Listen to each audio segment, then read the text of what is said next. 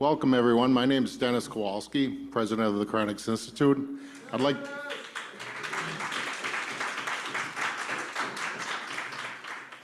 like to welcome you to the 49th Annual General Meeting. If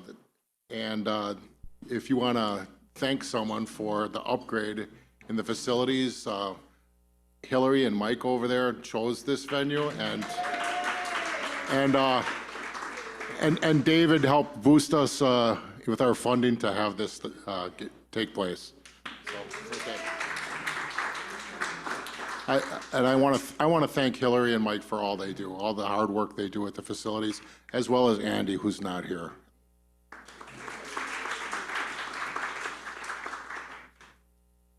So what's new?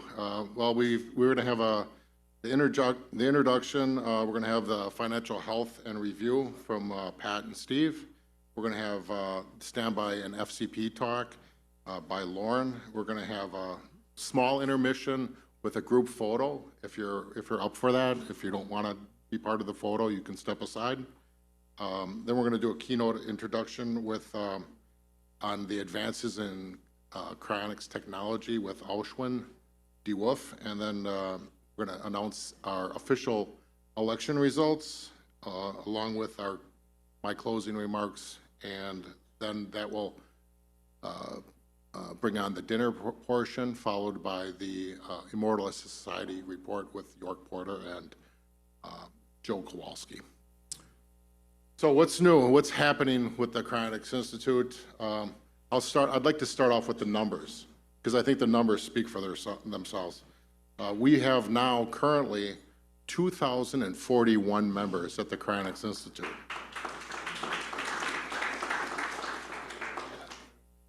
So let me see if I can parse this right. That's more members than any other cryonics organization in the world.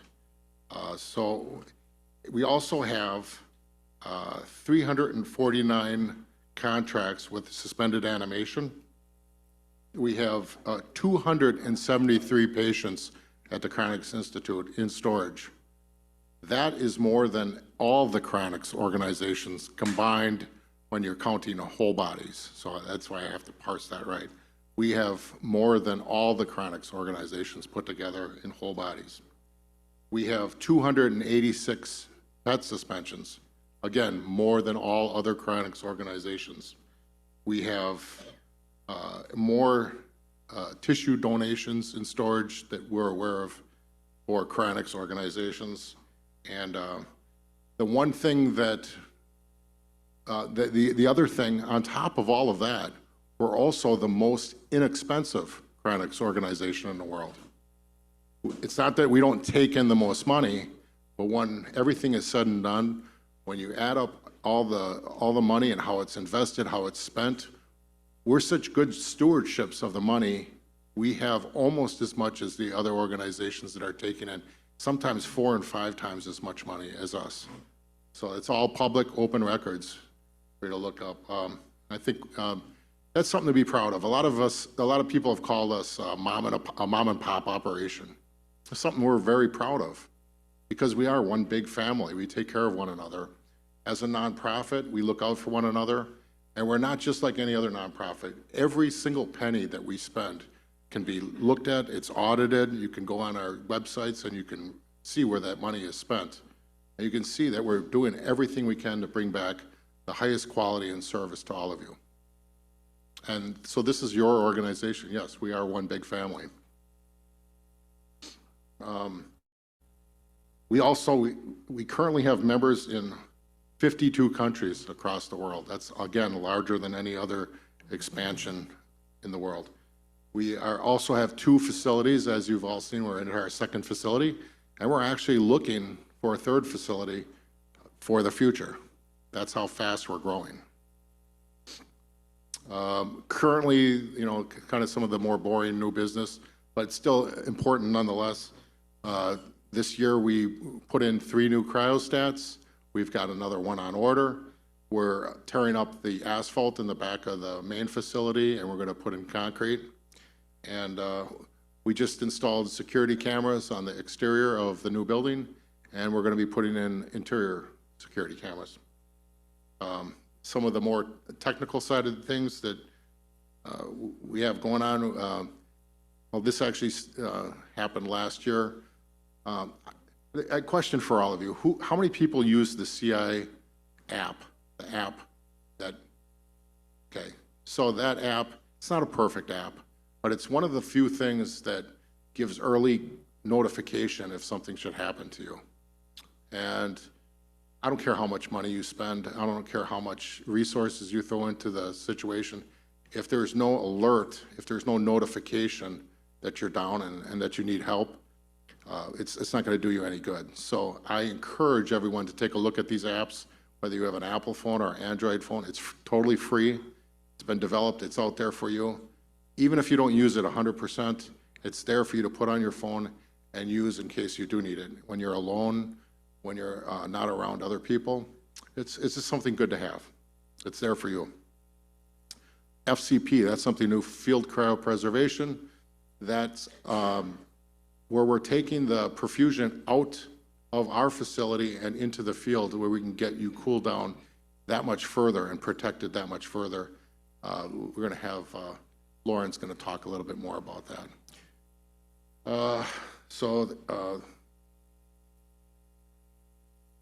We're going to be streamlining our website, making it a little easier for people to sign up, find information. We're going to look at, Steve LaBelle has been looking into trusts, and along with Steve Loix, possibility, we're exploring the idea of possibly bringing trusts out to our members, not just for the affluent, but also the underprivileged members. And for what? So we can have some money set aside maybe for revival, maybe for donating towards the Cryonics Institute, because let's face it, the Cryonics Institute, doesn't have full funding. What good is taking money to the future? So you're going to want money to help support and add to what Cryonics is already doing, what the CI is already doing, and you're going to want maybe monies for revival and maybe reintegration into society. And last but not least, we're going to be looking into some new formulas. We've been talking to Professor Adam Higgins at the University of Oregon, and possibly some research donations that might be going into his work to improve actual formulas for Cryonics Institute going forward. Right now, CI uses a formula called CIVM1. It's an open source formula. It's currently used by almost all the other Cryonics organizations out there. They don't always give us credit for it. They tweak it a little bit and they call it their own. But we're going to be looking at new and advanced Cryonics formulas, and hopefully we'll be bringing those on board in the next year or so.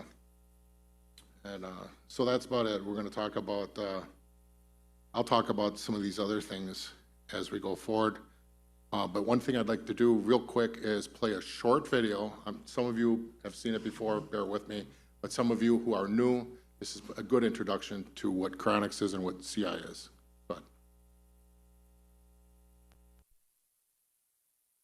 The fascinating science of cryonics could give people a second chance at life. The whole idea of cryonics started with physics professor Robert Ettinger. He pioneered the movement with his seminal book, The Prospect for Immortality.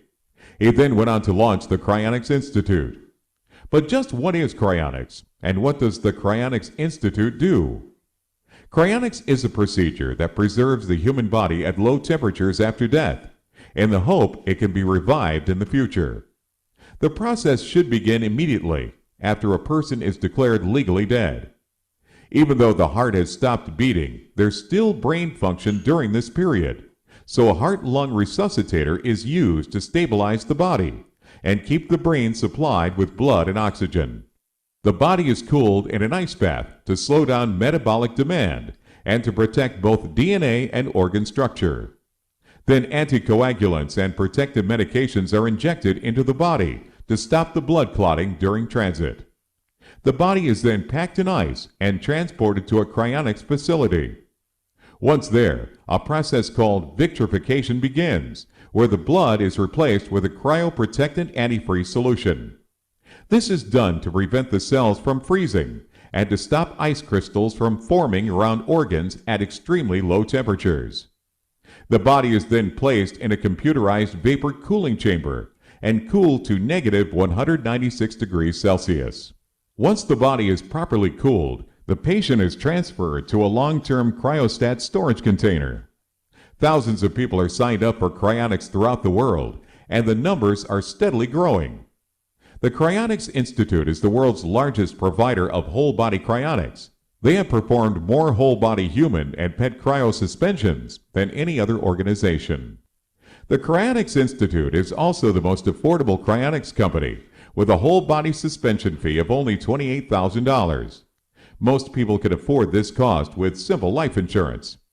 Our organization is a member-owned nonprofit with open financial records. Suspension money collected is carefully invested in secure endowment-like securities. The investment dividends earned from these investments fund perpetual storage and cryonics upkeep.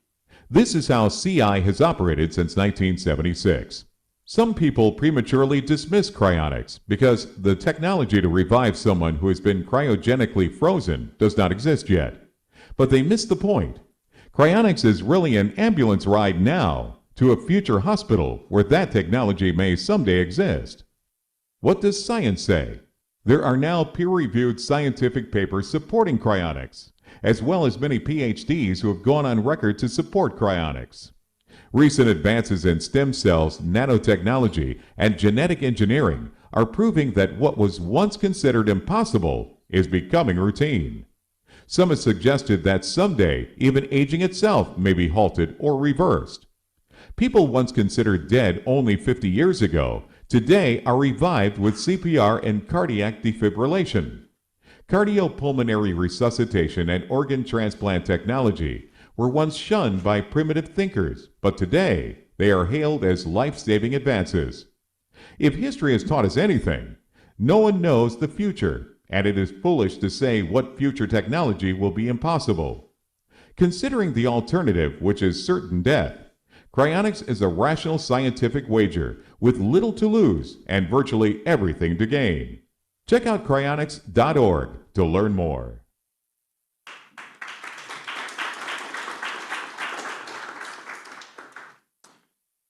So now I'd like to bring up, first I'd like to introduce both Pat and Steve Heller, Steve Loix, both Michigan natives, who will be here speaking about the financial health of CI as well as the future investing. Pat has served for many years as the CI's treasurer and director going all the way back to 1980. He is a certified public accountant who works with rare coins and precious metals. He served as the owner and CEO of Liberty Coin Service, one of the largest holders of precious metals in Michigan. He is also the longest-serving director and officer on CI's board.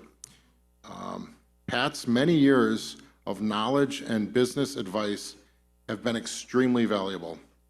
Thank you, Pat, for all your hard work and dedication in preparing our financial statements and taxes over these many years.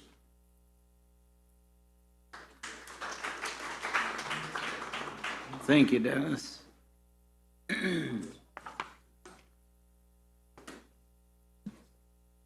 This is a fun year.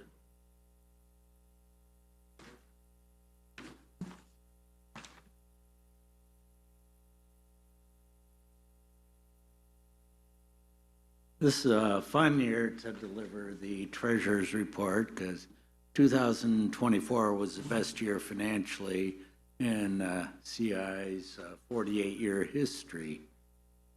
The total assets at the end of the last year were just under 15 million. Net assets, the net worth of the organization for book purposes, was 11.8 million, which was up $2.5 million from the end of 2023. This was the largest annual one-year increase in Cryonics Institute's history.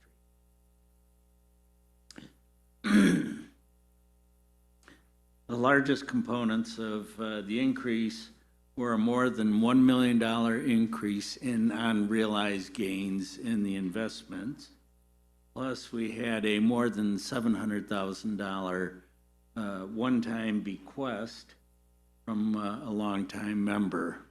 But even without those, the organization still had a strong year. The book value, as you see on the screen, of the property, equipment, and other assets of 1.342 million is a little bit conservatively stated. For instance, the main building of Cryonics Institute was acquired in 1993. The purchase price of the building is 100% depreciated, but obviously the building still has value, and in dollar terms, it's greater than the original cost. Likewise, the cryostats, which are almost 1.7 million at the end of last year, are depreciated over a 7-year life, even though no cryostat has yet failed, including those put into use more than 40 years ago. So there's a lot of fully depreciated assets in the property and equipment that have a continuing long life. So in effect, the value of those assets are much higher than you see on the book value. There's a liability of $3.1 million in prepaid contracts. That is fully refundable on demand. But in the 48-year history of the organization, total refunds have amounted to less than $500,000, of which maybe a quarter of that was later returned to the Cryonics Institute. But the investments are kept so that should 100% of the refundable contracts be requested all at once, CI has access to funds to be able to do that. We have certificates of deposit, and Steve will discuss this more, that are laddered so that every 2 to 8 weeks, another CD is maturing. So if a request came in for refunds larger than happened to be in CI's checking account at the moment, you just cash in one or more CDs, and you've got it covered. The Cryonics Institute has, we can switch over to the statement of activities. Cryonics Institute has continuously received new memberships and bequests. Bequests are payments in excess of contract prices, so that it's always been able to cover all expenses and continue to grow property, equipment, and other assets without ever having to borrow funds. The Cryonics Institute has no debt and has never had any debt.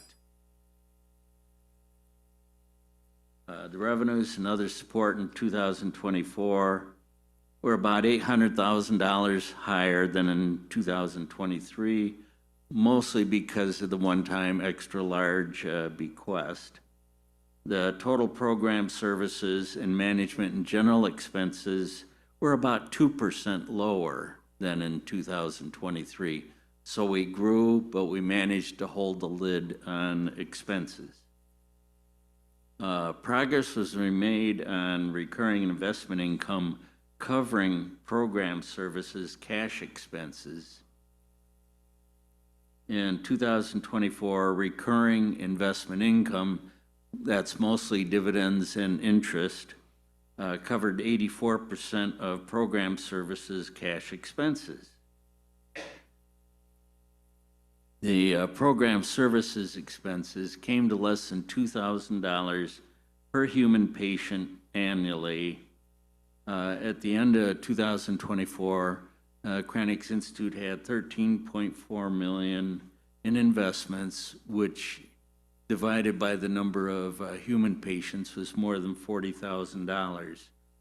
If Cryonics Institute could attain a 5% return on the investments, that would cover more than 100% of the program services expenses, even with no new money coming in the door. And some, the Cryonics Institute finances are currently solid for the indefinite future.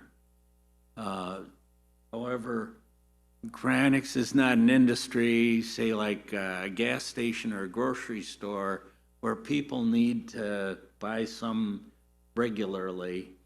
You can have an ebb and flow in the number of patients coming in. You can have an ebb and flow in memberships. You can have an ebb and flow in bequests. 2024 was an unusually good year. 2025 so far is not matching those kind of returns, not even close yet. But that's not that important. The investments already exist, and they're throwing off. Last year, it was almost $400,000 in income, mostly from dividends and interest, which covers most of the costs for the program services. In the original calculation of the $28,000 cost for a Cryonics contract, there was a projection that the cryogens, the liquid nitrogen, would cost about $1,000 per patient per year. We're doing a lot more efficiently. It's running less than $300 a year per human patient. But in the original calculation, it was assumed that all the labor would be provided by volunteers. That has not turned out to be accurate. The annual program services labor costs are running about $1,000 per year. Also, the original cryostat capital costs were assumed to be about $5,000 covered by the contract. Last year, the new cryostats we got came to more than $10,000 per human patient. So that's some of the considerations that the directors and management need to look to as the organization goes forward. And I also have a personal note. As I mentioned at last year's meeting, I'm on the board of directors till September 2027. I became a director in 1980 and treasurer. Robert Ettinger had been the treasurer from the founding of the organization up till then. In 1980, the Cryonics Institute had about $30,000 in assets and had expenses of about $30,000 a year. It's a little bit larger now. But in 2027, I do not plan to run for re-election to the board, and the treasurer is selected from among the board members, so the directors and management need to plan for a transition, and the ideal situation is to do so while I'm still around to pick my brain. I do have a schedule of the breakdown of investments between cash and cash equivalents, certificates of deposits, equities, precious metals, and annuities.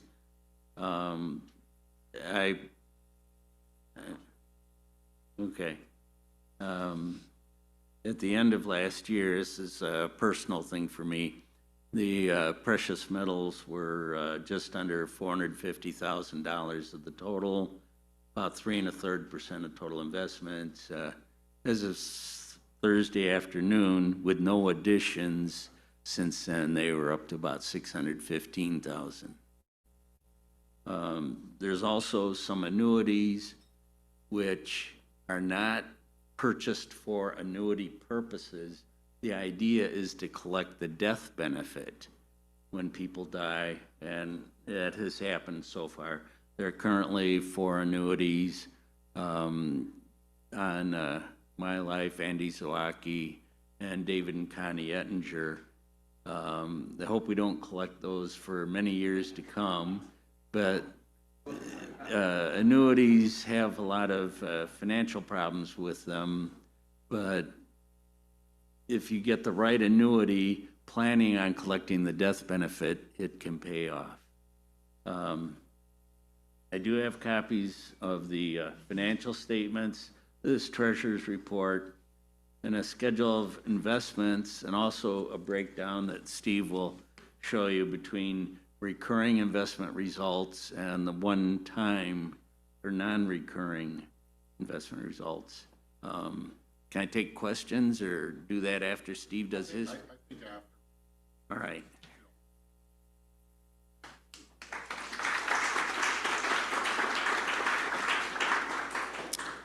Our next speaker is Steve Loix. Steve has a master's in finance from Michigan State, and his business career includes working with Kraft Foods and Chrysler Financial Division, among others. He is currently the CEO and founder of Open Dealer Exchange, where he served to improve automotive finance and insurance nationwide. Steve is a licensed financial planner and an accountant who has been in Cryonics for over 40 years, with 25 of it serving as a CI director. He is an asset with great business experience and insight. He is currently CI's vice president, and I'm happy to have him as a close advisor and friend. Please welcome Steve.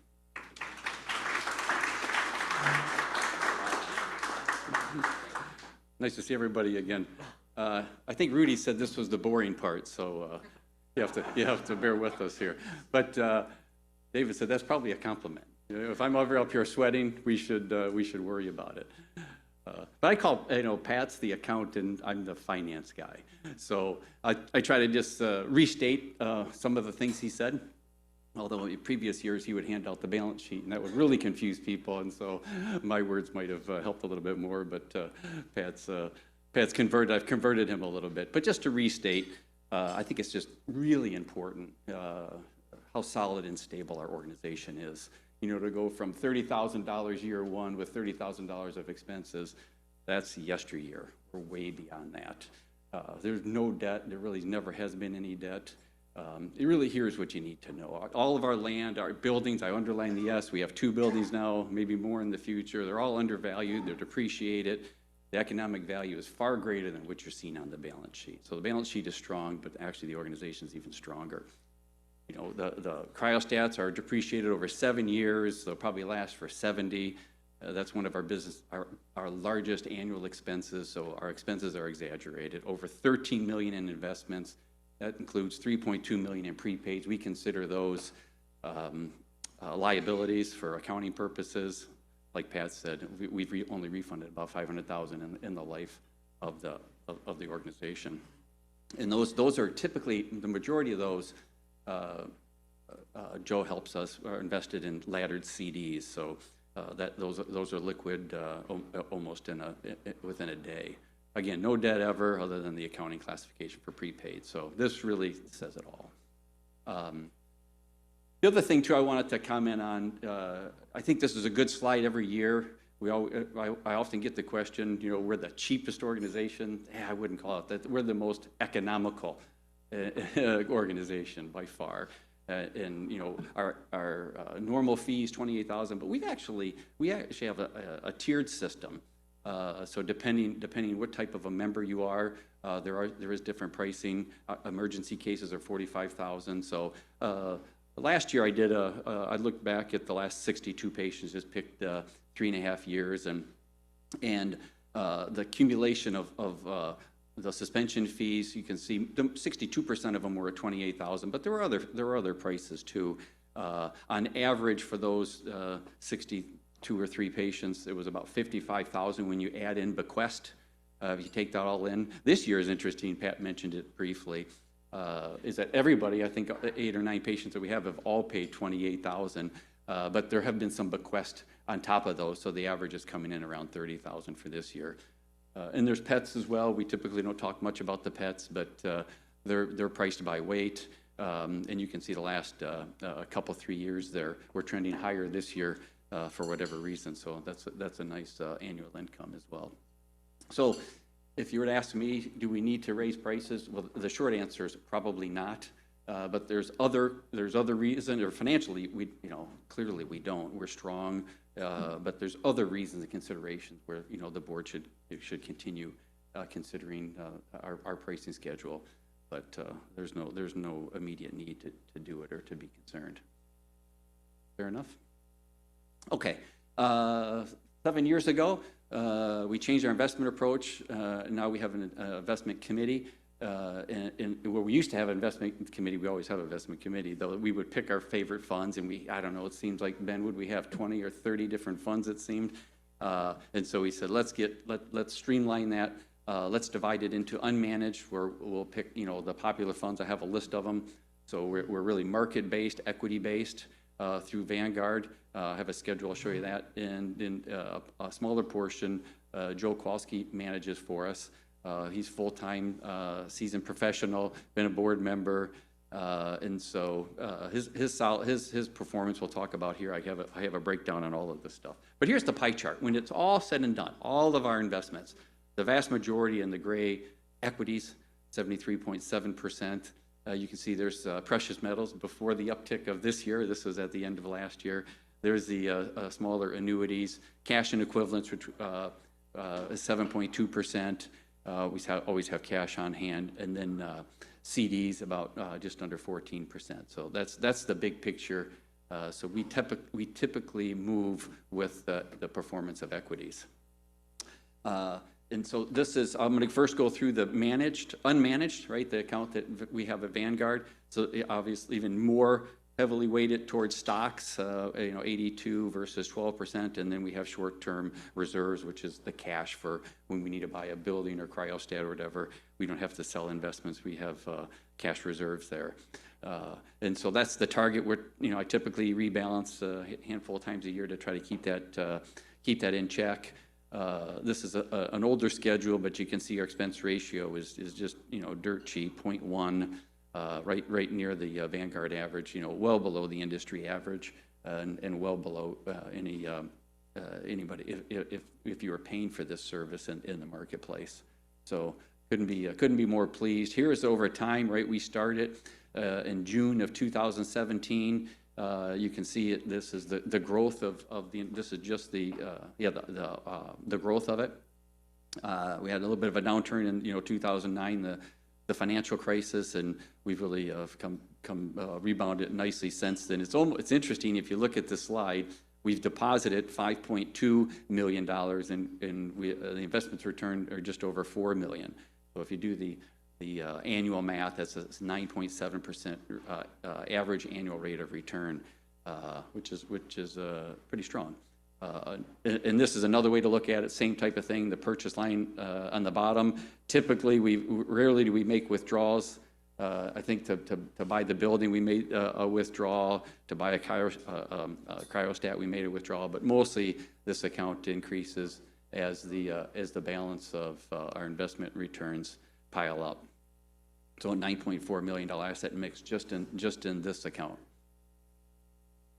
This eye chart, but if anybody wants to know exactly where we're invested, these are well known. Everybody's familiar with them.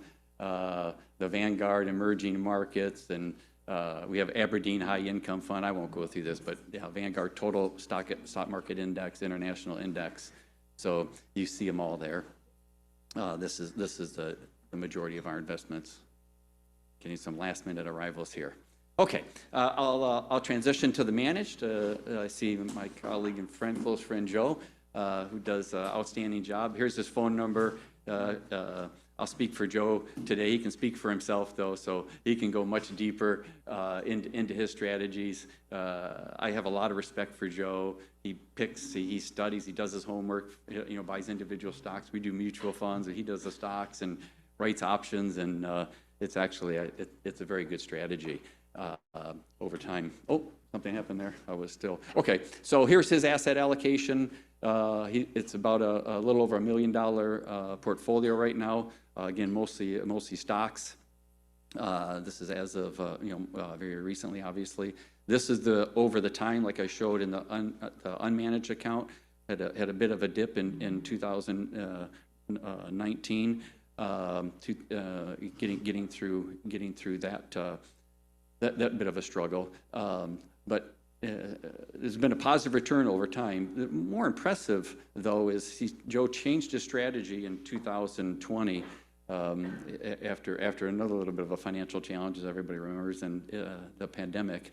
And really, the fund has really done well. Matter of fact, his average over these last 5 years is 14%, and as compared to the unmanaged account, the Vanguard account is at 11%. So always look at, you have to look at a long view. And if you look at a long view, Joe really has done a nice job, especially after he's changed his investment philosophy. So that's how we handle it. We separate the funds, and overall, it has really propelled CI to a very strong financial position.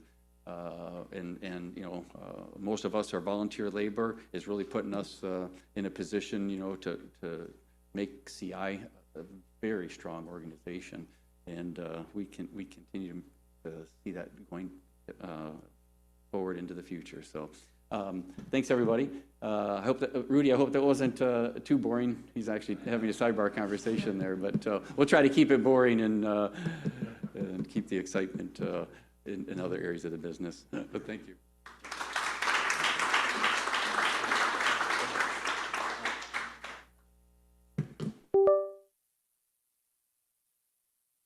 All right. Our next talk is going to be about standby and field cryoprotectants from our director, Lauren Fosco. Lauren Fosco is both the CI director and chief operating officer at Biostasis Technologies. She has extensive experience in the aerospace industry, as well as a deep knowledge of engineering, systems, operations, and risk mitigation. As a younger new cryonicist, she has become quickly a valuable asset in advising CI's leadership on complex problems using her business acumen to find new and novel data-driven solutions for our mission. She has taken on many projects, too many to name, but with an emphasis on SST and speedy deployment to benefit all of us. She's not just another friendly rocket and satellite scientist on loan from NASA, but she is a real down-to-earth go-getter and a true friend. Please welcome Lauren.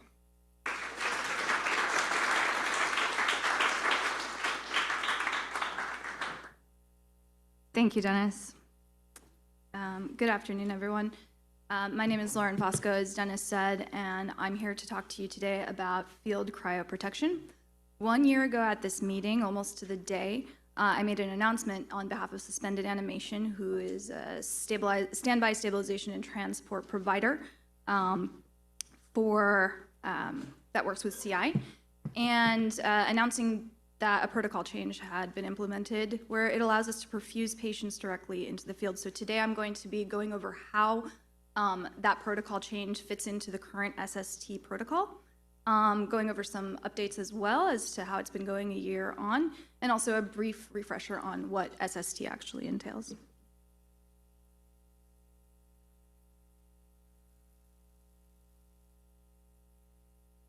Sorry, I think I am.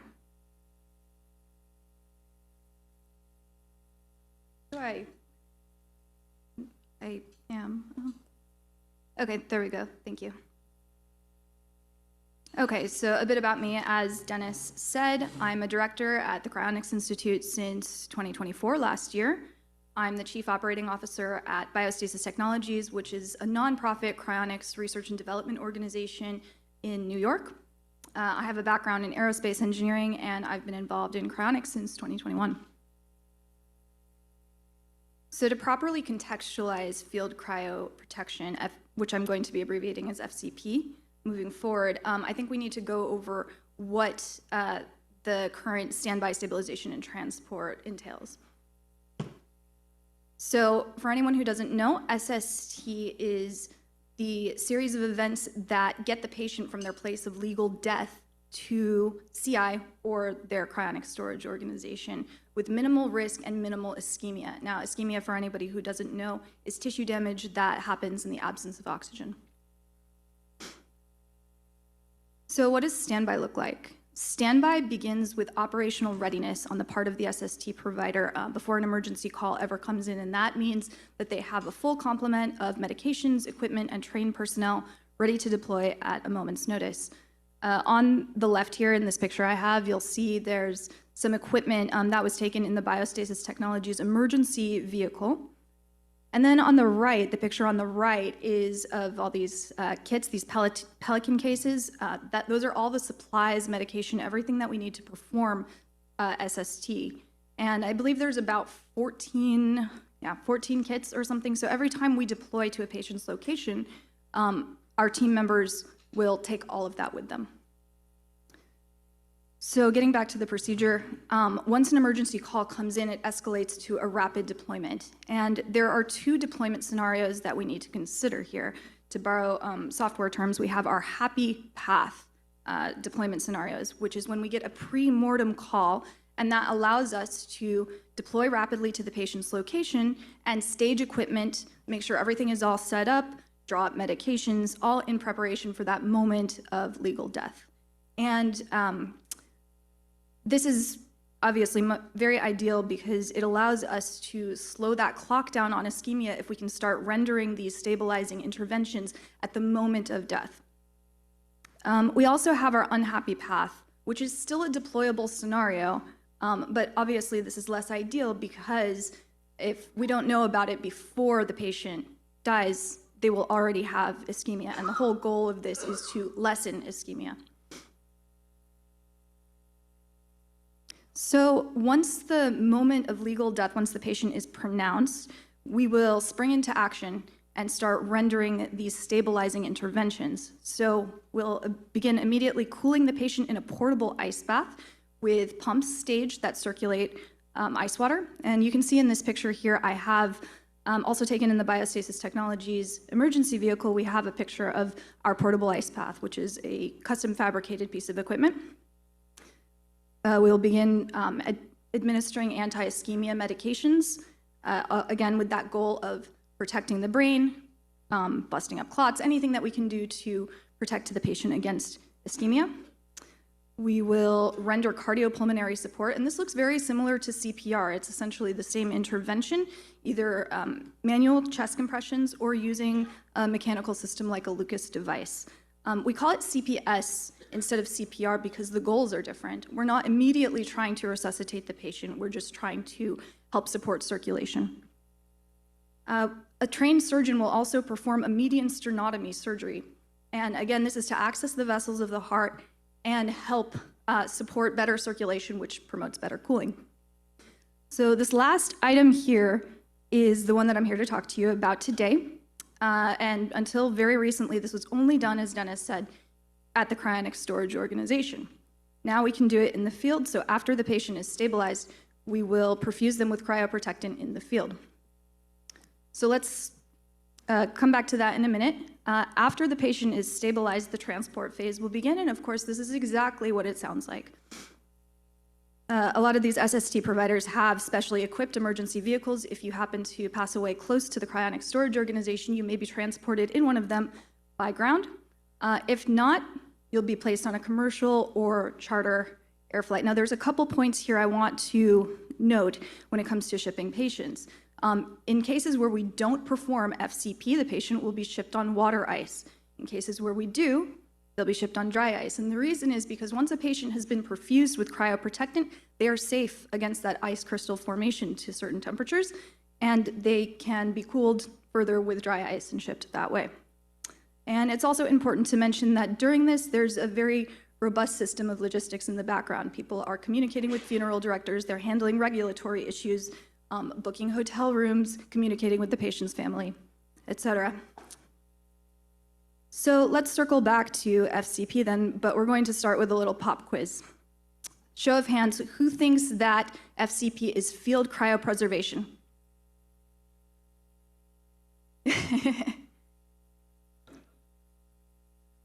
You guys have been paying attention, thank you. Field cryoprotection, show of hands? Yep, correct. So I just think that the reason that I decided to include this slide is because a lot of times people will misspeak and say field cryopreservation instead of cryoprotection, but it is an important distinction because to be considered full cryopreservation, it requires cooling to cryogenic temperatures, and that requires the development of advanced capabilities that are just not feasible at this time, liquid nitrogen shipping, that kind of thing. So yeah, we are talking today, when I say FCP, I mean field cryoprotection. So let's go over exactly what's changed. So before, as we've discussed already, this has been done at the Cryonics storage organization in a very stationary place. Now, it's performed in the field at the patient's location of legal death. And why is this important? Well, in addition to allowing the patient to be perfused immediately, which gives us that leg up on ischemia, it lengthens the time horizon between when we need to actually ship the patient to CI. The goal is to get the patient perfused as quickly as possible. So we have a little bit more time before we need to ship them. And this has air ambulance implications for the suspended animation members who have funding in place for an air ambulance. The benefit of an air ambulance is that it gets the patient to CI faster, but if they're already perfused in the field, it negates that benefit, and you can convert air ambulance funding to funding for FCP. And that comes to my last bullet point here, which is the price adjustment. Not the funnest one, but I'm gonna break down exactly what that entails in the next slide. So FCP is a really exciting advancement, but it does require more elegant and mature logistics. So what does this entail exactly? One of the things that's changed is the need to strategically stage and place perfusate nationally. Now, perfusate is that cryoprotectant solution. And the reason for this, for anybody who doesn't know, cryoprotectant perfusion requires a huge volume of cryoprotectant, hundreds of liters, essentially. And as you saw before, our team members already deploy with 14 Pelican cases worth of equipment. It's just not feasible to have them have to deploy with that every single time. So as a solution for this, we've looked at where the highest concentration of members are and strategically stage perfusate sites across the nation. We have the Pacific Northwest covered, we have Southern California, the New York area, some places in the Midwest, Chicago, Detroit, and Texas, I believe. One thing to note is that we are always looking to expand our perfusate storage sites. So if you have a large property or extra room and are willing to let us store perfusate there, please come and talk to me, because that would be amazing. So one thing that I need to mention is that cryoprotectant perfusion is a specialized skill set. It is not something that you can just plug in and go and forget about. So we need to provide additional training for our team members. We need to send them for training. We need to develop curriculum for them to use so that they are adequately trained when it comes to performing this intervention. And we need to source new equipment. For example, we need to buy refractometers so that we can measure the refractive index and know when the perfusion is done. And in addition to this, I mentioned before that we now ship the patients on dry ice. This adds additional shipping logistics. Dry ice is heavier, we require more of it, and there are also some regulatory considerations as well, depending on the state. So a few important points that I want to cover. FCP is an SST protocol change. It's not an elective add-on service, meaning that everyone who signs up with suspended animation after April 23rd of earlier this year will be automatically enrolled. There was an exception, a grandfather clause, for those who had an existing suspended animation contract. Those folks will be allowed to opt in and choose whether or not they want it, but everyone else rolling forward will be automatically enrolled for FCP. That brings me to another pretty important point. Being automatically enrolled in FCP does not guarantee that it's going to happen. So FCP is something that is, as most SST is, extremely case by case and dependent on the circumstances of your case. So one question that I get a lot is, okay, I live very close to my cryonic storage organization. I'm in Michigan, I'm an hour away from CI. Do I really need FCP? And the answer to that is, when we have a case like this, if they are signed up for FCP, the team leader, along with some advisors and specialists in SST, will confer with one another and very, very likely will elect not to pursue FCP. The goal is to get the patient perfused as fast as possible. If the faster option is to take them to the cryonic storage organization, that's what we're going to do. So in those cases, it's really at the member's discretion. They have to choose their own risk posture in the situation, because there are other considerations. For example, if somebody is traveling out of state and gets hospitalized, then they're not close anymore.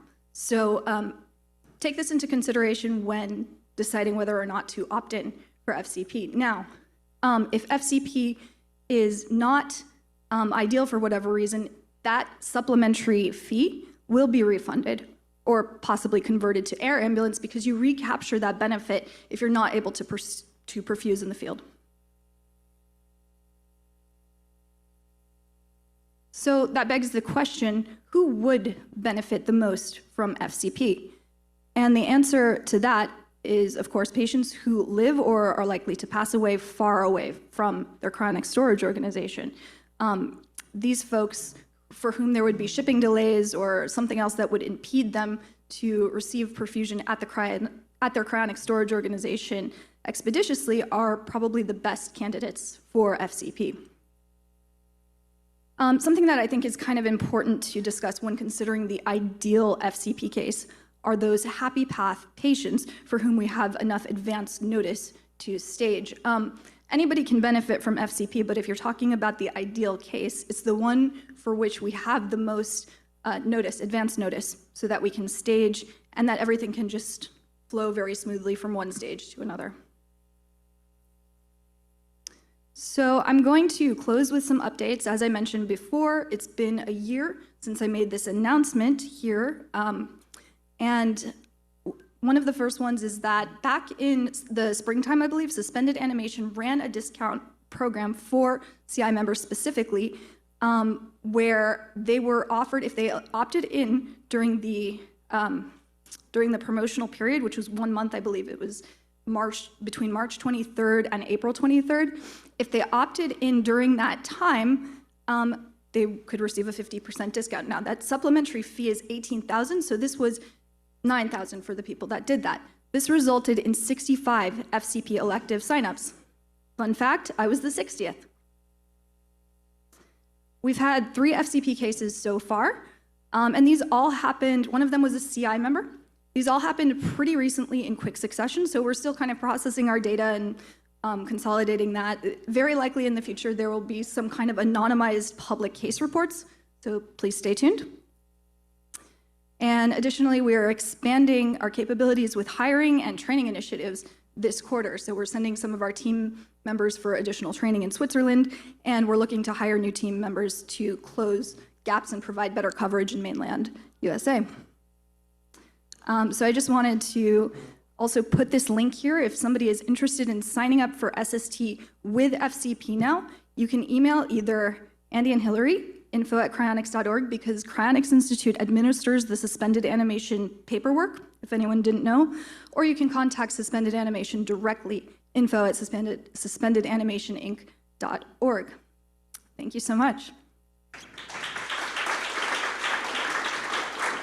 Thank you. Should I save questions at the end? We have time for some questions? Or? Go ahead. Yeah, go ahead. Thank you.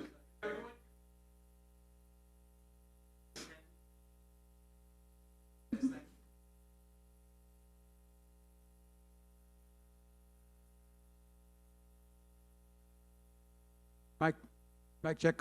Thank you, Lauren. Got a great presentation. Thank you. I'm Rudy Hoffman. And we were involved in processing a lot of those Correct. add-on funding changes. But related to the capability, we obviously know there's 14 Ziegler cases, that we also know there's the vans that have to deploy.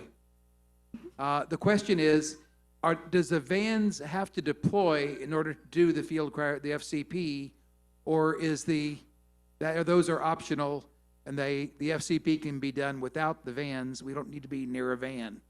In many cases, yeah, the FCP can be done without the emergency vehicles, but it completely depends on the circumstances of the case. The vehicles are equipped with the proper suction and equipment to be able to do that. A lot of times the vehicles, if it's feasible to do so, will deploy anyway, but it entirely depends on the specifics of the case as to where the perfusion will happen.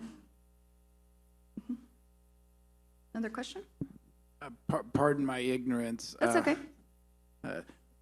But you're saying that the suspended animation service is only $18,000? No, it's a lot more than that, isn't it? Yeah, so a point of clarification, the full service is more than that. This 18,000 that I'm referring to is a supplementary FCP fee, in addition to And that. so isn't the regular fee like 60,000? 48 to, yeah, 48, the initial fee was, I believe, 30, that's now bumped up to 48, and then there's a completion fee of 30 on top of that, 30,000. Yes. Okay. Okay, but I guess another question for maybe somebody else is, so it's 28,000 to get frozen. Is there another fee to get unfrozen and brought back to life Okay. that we You wanna didn't know take about? So it's impossible to know what it's going to cost in the future. And first, I'd like to mention, like she was saying that, or Lauren was saying, that the FCP is not optional for SA anymore. But SA itself is optional for CI. CI can choose. That's the beauty of CI. CI is an organization that our focus is on the long-term storage. That's what we do, and that's what we do best. The standby operations all over the world, I mean, we can't vouch for, who's the best or who's the cheapest or who's the most expensive. But what we can say is these are the organizations we've worked with. And what we can say is these organizations we've had success with. And suspended animation has worked at CI for a long time, and we've had a lot of success. There's other organizations, there's ICE out there. There's small local organizations like the Minnesota group, a grassroots group. I've got my own group. People have done their own things with funeral directors. They've done their own things basically out of their garage. And the role model for that is, if you look at layperson CPR, the best doctors in the world, the best equipment in the world, if it's too far away, it's not going to do you any good. But your neighbor who could be a bartender or a plumber who happens to know CPR could save your life, or at least start the process so that the advanced medicine, 911, could get on scene, suspended animation, or whoever it is could get on scene. So my personal recommendation, I'm not signed up with SA right now because I'm pretty close, well, I'm on the border close to Michigan. A lot of people in Michigan, maybe it would work for them, maybe not. It depends on where in Michigan. It depends on where you are in the world. It depends on where SA is in relation. There's all kinds of logistics. But I like to say that the more layers of protection you have, the better. If you have some local protection, if you have some advanced protection, we don't know how we're going to die. We don't know if it's going to be quick and sudden or if it's going to be slow and, a drawn-out thing where you can get resources on hand. And all we're saying is you have to look at all these things because that adds to the time, and time is ischemia. Like they say in traditional medicine, time is heart, time is brain. So it's our suggestion to do everything you can, as much as you can, within your own personal resources, whether it's by adding money to your situation, and adding money to CI and your plan, or adding more physical work, rolling up your sleeves and doing some things yourself, because nothing is turnkey. Nothing's 100% turnkey. So just a little piece of advice.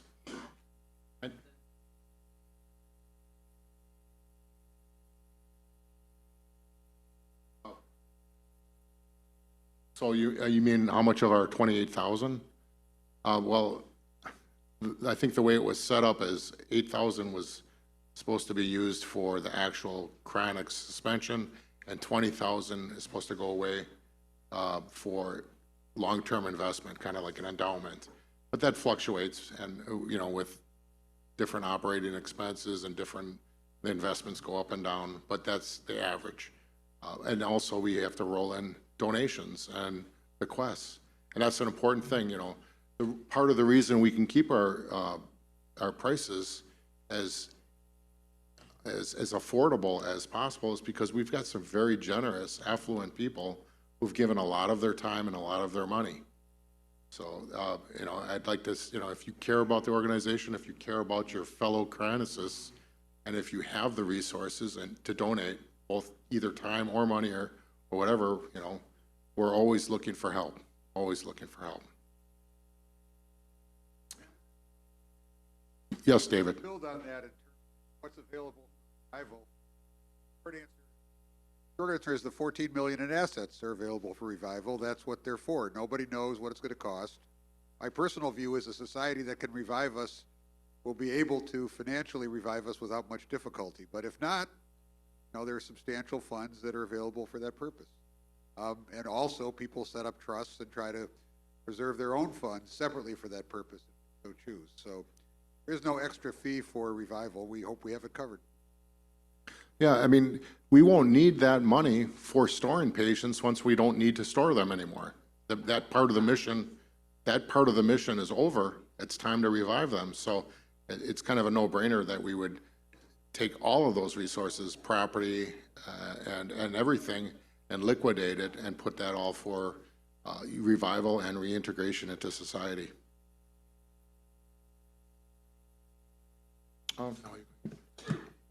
We can call on you, as, you know, if someone has a question specific to FCP.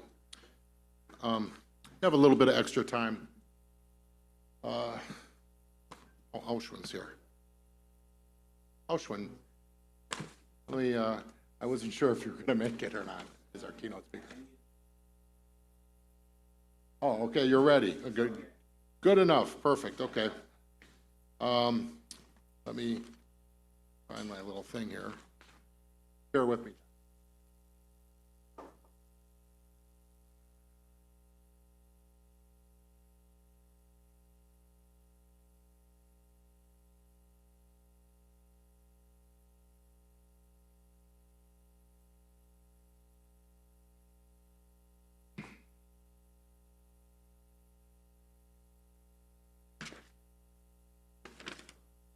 Ah, here we go. Sorry about that. We have here as our guest speaker, Auschwin de Wolf. He is one of the world's leading cryonics researchers and writers. He is the CEO of Advanced Neural Biosciences, as well as Biostasis Technologies CEO, and he co-authored the first comprehensive human cryopreservation procedures manual, wrote the first medical biostasis protocol, and has edited several books and magazines about human cryopreservation. He's here today to help improve CI's capabilities and success, and helping to preserve and save human lives through better technology and best practices. Please welcome Auschwin.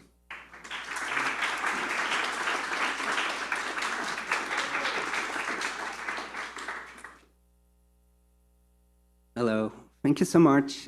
Thank you for having me. I think this must be like the 10th time or so that I'm at the CI general meeting, so it's always really amazing to be here. Starting off with a little anecdote, 2 years ago I spoke here as well, and I was supposed to have a race in the morning in New York at 5th Avenue, running the mile, but I was sternly told that I had to be here. So I negotiated running for the Detroit Zoo that day.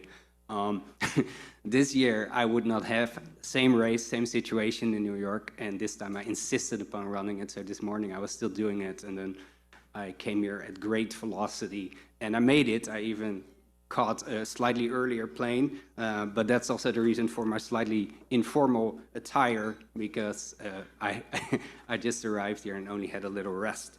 Well, thank you for the great introduction. I think that that covers it up really well. I've been involved in cryonics myself for more than 20 years now. I've been an Elcor member for 20 years, more recently Tomorrow Bio as well.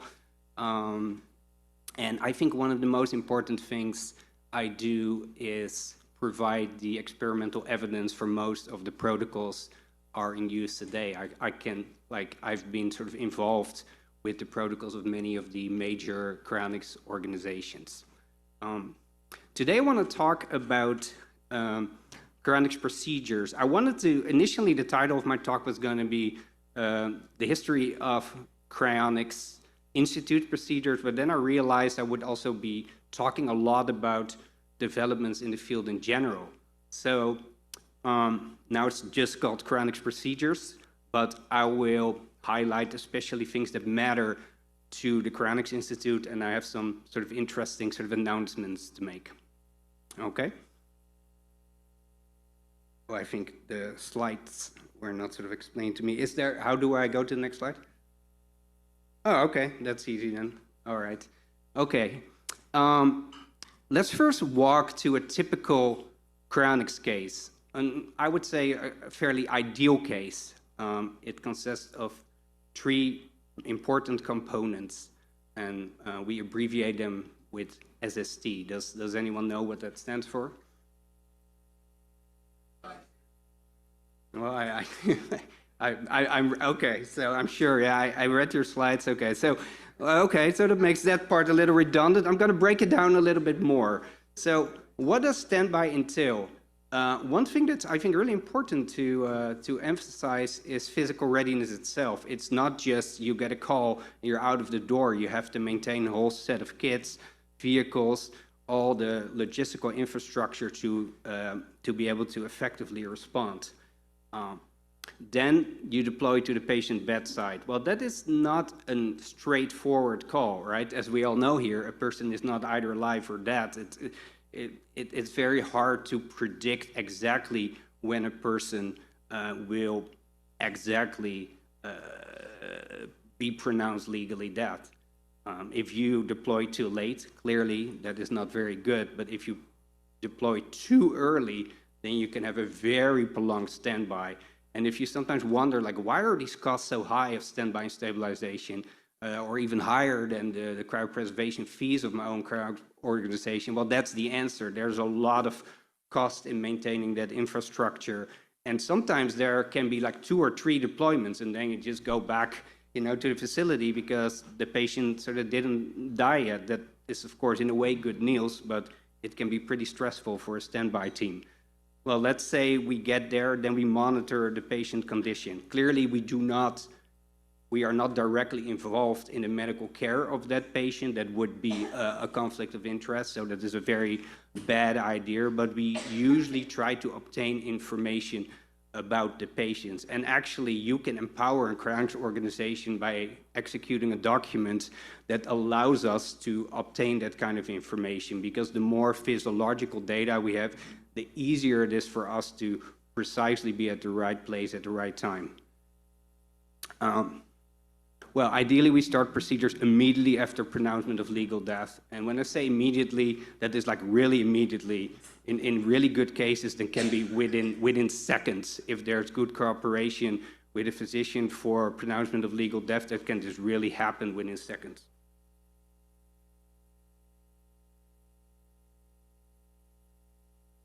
Okay, the stabilization procedure itself consists of 4 components.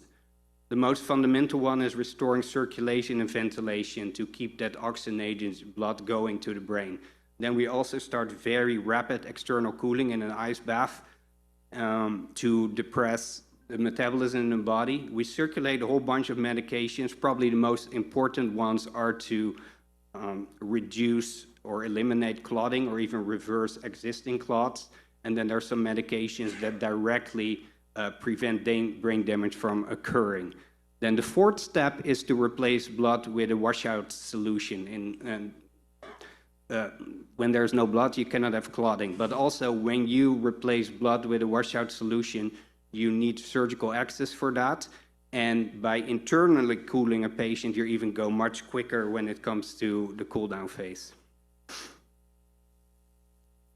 So here's an example of, well, not a real patient, but a dummy in an ice bed with the Lucas. The Lucas is a mechanical chest compression device. We greatly favor that in cryonics because having to do for hours manual chest compressions is just not realistic, especially not if it would be 1 or 2 people alternating that activity. So it also releases people to do other stuff. So you can see there's a lot going on there. There is also a device to ventilate the patients, to supply oxygen to the brain. So when a cryonics case kind of looks like that, you know on the right track. Okay, transport is the last part. We prepare the patient for transport either in a vehicle in state, that usually is a little easier in terms of paperwork compliance with funeral homes. It can be out of state, and then it's really important that there's a cooperating funeral home that processes paperwork in a timely fashion, because before field cryoprotection, any delay would be a longer time of cold ischemia, the time that the patient was still, although at a lower temperature, metabolically active and still very slowly incurring damage. Airplane, that is, I think, the most common one for a big cryonics organizations. People are represented in all states, so often patients are delivered here on an airplane or any cryonics organization. There are cases where there's a charter flight. You can allow for extra funding. It makes things a little quicker. The interesting thing is the case for charter flight is probably a little less persuasive nowadays because of field cryoprotection, because if you can do all the procedures at the same location, it doesn't really matter anymore that you get a patient very quickly here for that cryoprotection part. Then there are two transport temperatures, and that's very important to understand. If there was no washout or cryoprotection yet, we ship the patient a water ice, and then here at the facility there will be the cryoprotection part. Or we ship on dry ice. The interesting thing about dry ice shipments is that they happen in the best and the worst scenario. If there's a straight freeze, let's say a patient has been down for such a long time that no meaningful cryoprotection is possible anymore, then you just immediately start freezing. It wouldn't make sense to still further delay processing that patient and the cryoprotectant at the facility, because that would be another amount of ischemic time. If there's field cryoprotection, you also have to do dry ice. And the reason for that is if the patient has already been cryoprotected, so the cryoprotectant has been delivered to the brain or the whole body, then you can already go to that low temperatures, because ideally there won't be any freezing anymore. No, and there's long-term maintenance, of course. There's cool down to cryogenic temperatures. Generally, that is done in a slow, gradual fashion to minimize fracturing. If you would go really quick, you get a lot of thermal stress building up in the body and you get fractures. And then, of course, the liquid nitrogen have to be replenished for long-term maintenance. There is a technology called intermediate temperature storage, abbreviated by ITS, which basically entails that you hold a patient actually at a higher temperature. Now, why would you do that? Because you would think the lower the temperature, sort of the better. But there is actually a point where there is no longer a benefit from even lower temperatures. And when we vitrify a patient, basically we turn all the liquid parts in the body into a glass. If you go further below that glass transition temperature, then you can get a chance of fracturing. So ideally, you want to stay just below it. And there have been various prototypes and ideas to do intermediate temperature storage, but right now, no cryonics organization is formally offering it. Is it the most important technological innovation that's possible right now? Well, that may be debatable, but certainly if you do everything right, it would be nice if you don't have any kind of fracturing in the body, long-term storage. I want to talk a little bit about cryopreservation, right? The idea of cryopreservation is to hold a tissue sample or a whole body, as we do, at very low temperatures because it doesn't incur any damage anymore. Unfortunately, the freezing process itself causes significant damage. So what do you do about that? Well, you can introduce what's called a cryoprotectant. The cryoprotectant replaces the blood, the liquid parts in the body, and reduces or completely eliminates freezing. In the very early 60s, DMSO was the agent of choice.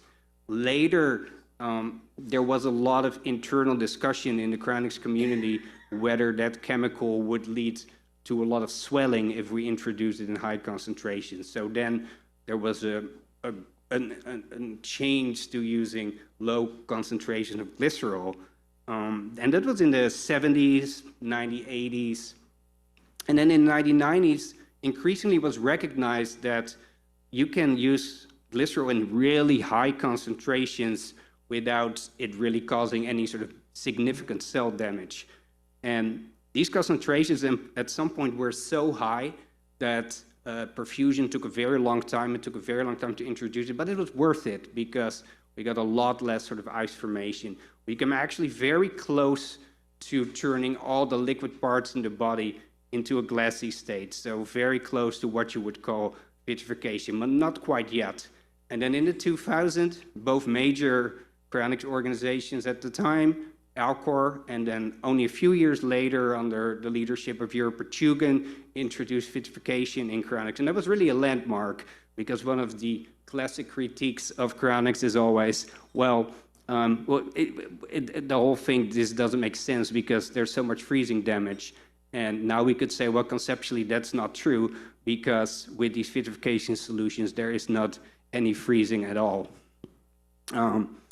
Now, one thing I think that's interesting about these vitrification solutions are their origins.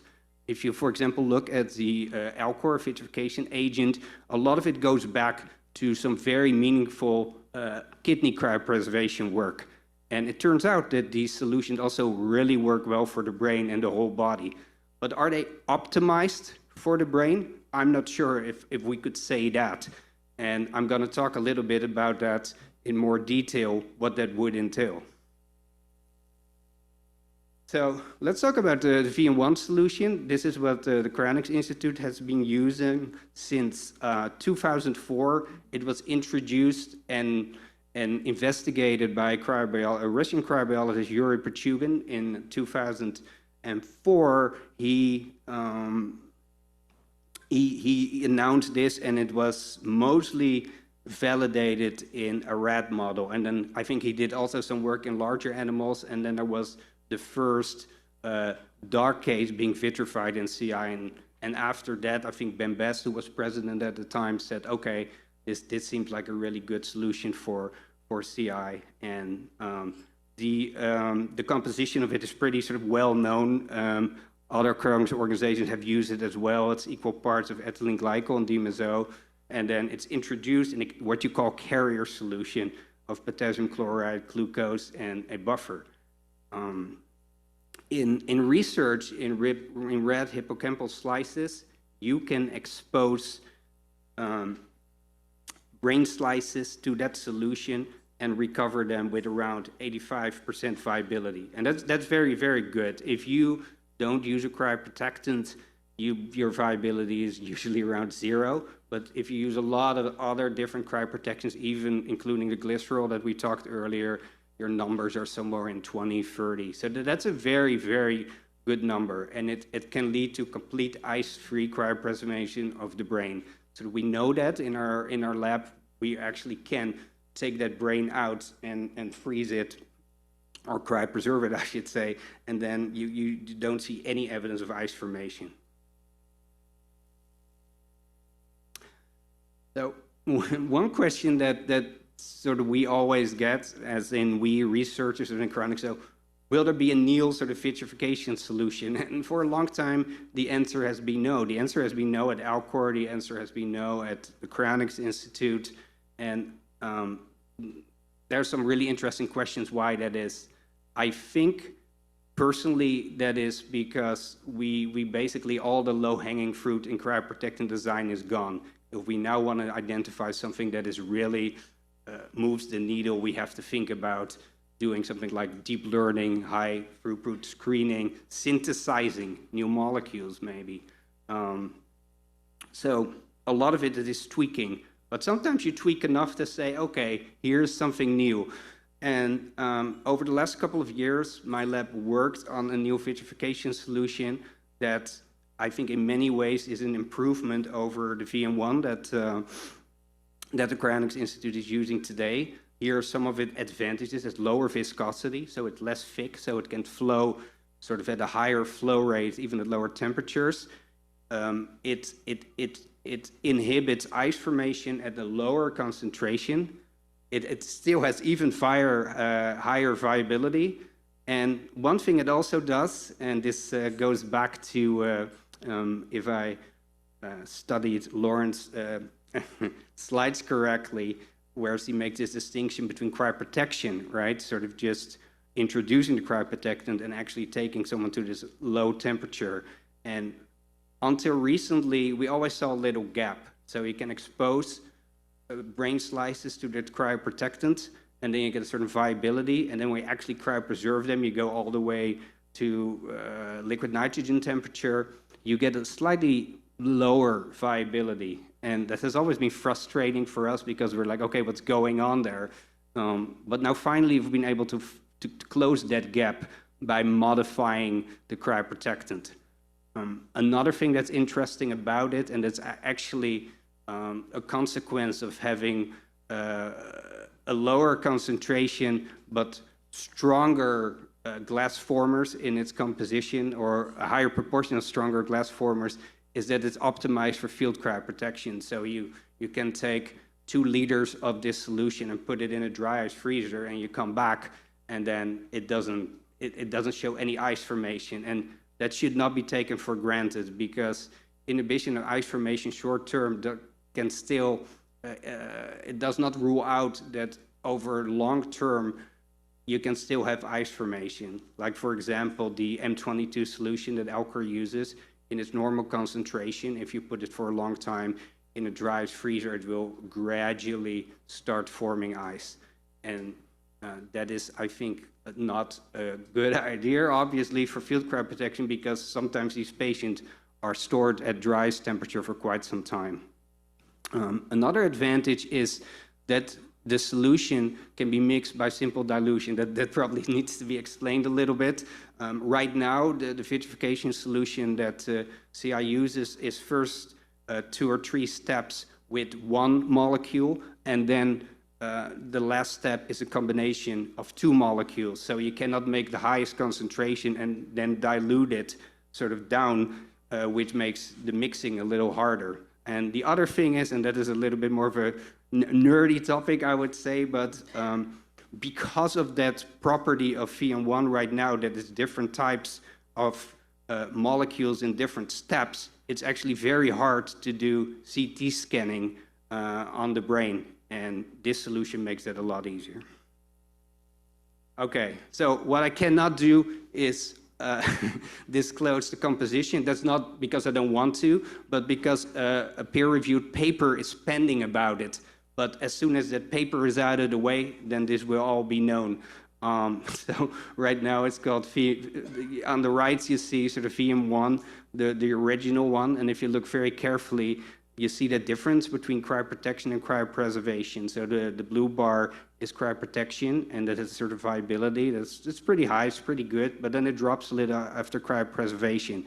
So one thing we did is we tweaked a little bit more with that formula all the way to the left, and then the cryoprotection went actually quite a bit up, the viability. That's good, but we still had that gap. And in the middle, actually, and we've looked at that a lot, so this is not a sample size of 1. We've done this a lot. We further tweaked it, and then actually we got either equal or miraculously even higher post-cryopreservation viability. So in many ways, this is a better solution, so I would strongly recommend its use for the Cryonics Institute. Now we're going to talk a little bit about the actual practice of cryoprotection and cryopreservation. As some of you may know, the Alcor Life Extension Foundation, but also Tomorrow Bio, uses CT scanning to look at the results of their procedures for specific patients. And these CT scans are publicly available, so I'm not using something weird or private. This is a CT scan of patient A1002. What the interesting thing about it is a very sort of low number. That is, and again, this public information. This is a Fred Chamberlain, one of the co-founders of Alcor, actually. So there are a few interesting things here.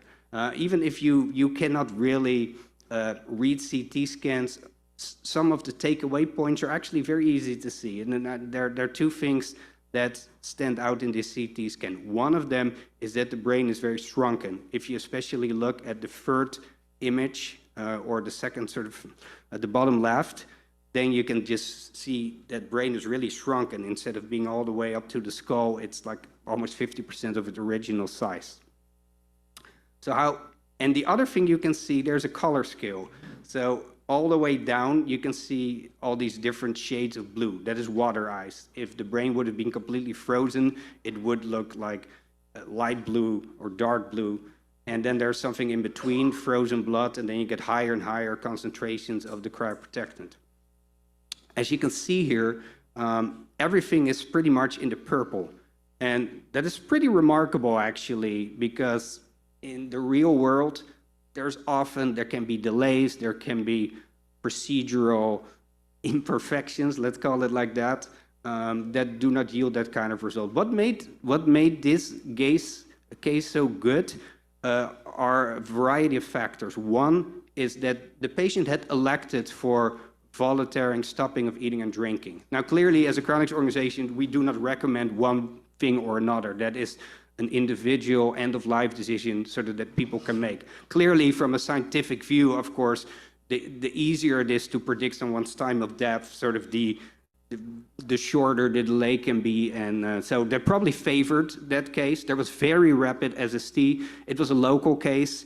And there's a metric that I have introduced in Cryonics in which you can calculate the total amount of ischemia, which corresponds to the total amount of damage sustained to the brain. And it was like 1.42 hours, which is a pretty good number. So there's that.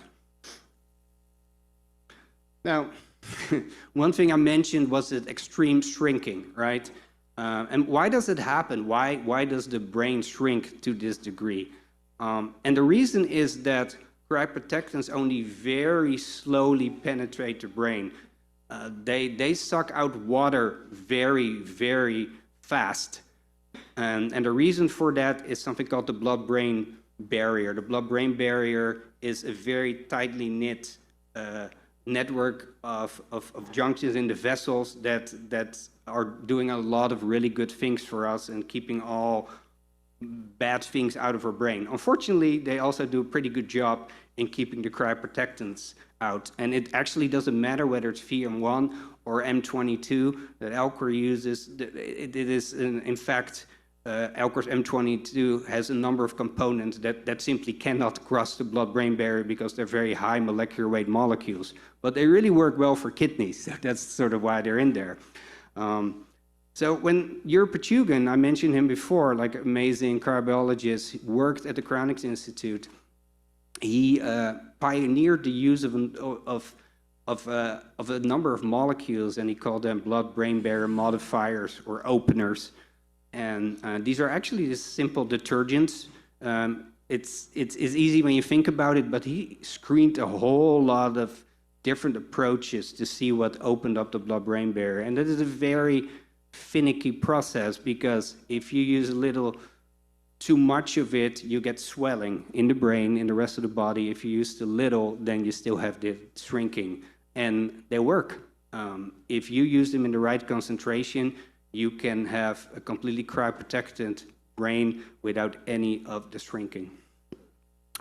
If you use them, you also improve cellular viability, and the electron micrographs, the pictures, the photos of the brain look a lot better. Instead of seeing this sort of shrunken brain, it just looks a lot better.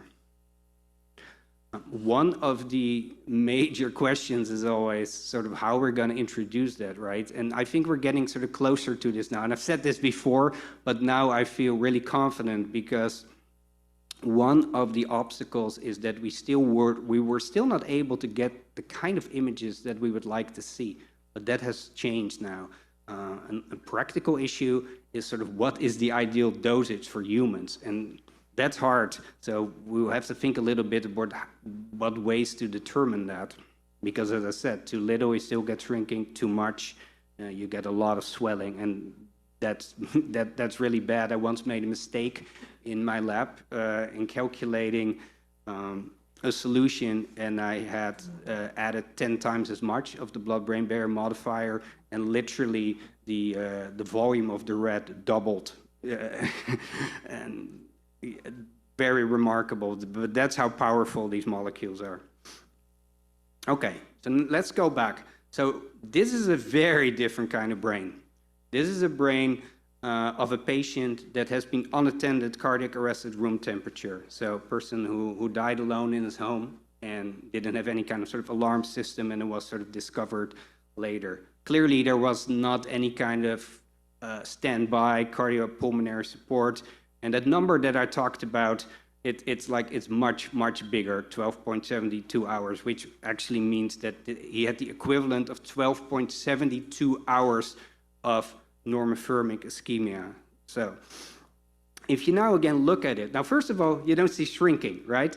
And the reason for that is because there has been such a long post-mortem interval that the blood-brain barrier itself has disintegrated. Now, of course, if you have a blood-brain barrier that is sort of gone and you don't have that swelling, that is generally good news, but not if it comes because there's a lot of sort of active decomposition going on. You don't want, that is not the way to open the blood-brain barrier. And the other thing which is very easy to see here, look again to these colors, right? You see all these blues and you see all this red. So this is basically a brain when there's no standby, when there's an unattended death. So again, heed these words well about standby and FCP. If you have the means to arrange for it, please do so, because this makes really the difference between a vitrified brain and a still frozen brain. And I think that is really important to mention, because sometimes people say, oh, we now use vitrification agents. Well, you can use vitrification agents, but if there's a long post-mortem interval, they don't go anywhere in the brain. There are a lot of sort of complex technical reasons for that, but generally speaking, they just go through the larger vessels at best and never reach their destination. And that's called the no reflow phenomenon. One of the things that my lab has done with a lot of support for the Immortalist Society and the Cryonics Institute is trying to understand the no reflow phenomenon. And we tried every little thing to reverse it, to prevent it. We used higher pressures maybe during perfusion. That didn't work. It made it worse, actually. Anti-ischemia medication, no, it didn't work. I think anti-ischemia medications are good in a way because they prevent specific damage to neurons, but they cannot reverse this phenomenon. We use very high molecular weight molecules, hoping that they could seal these leaky vessels or draw water out of the body. Also didn't work.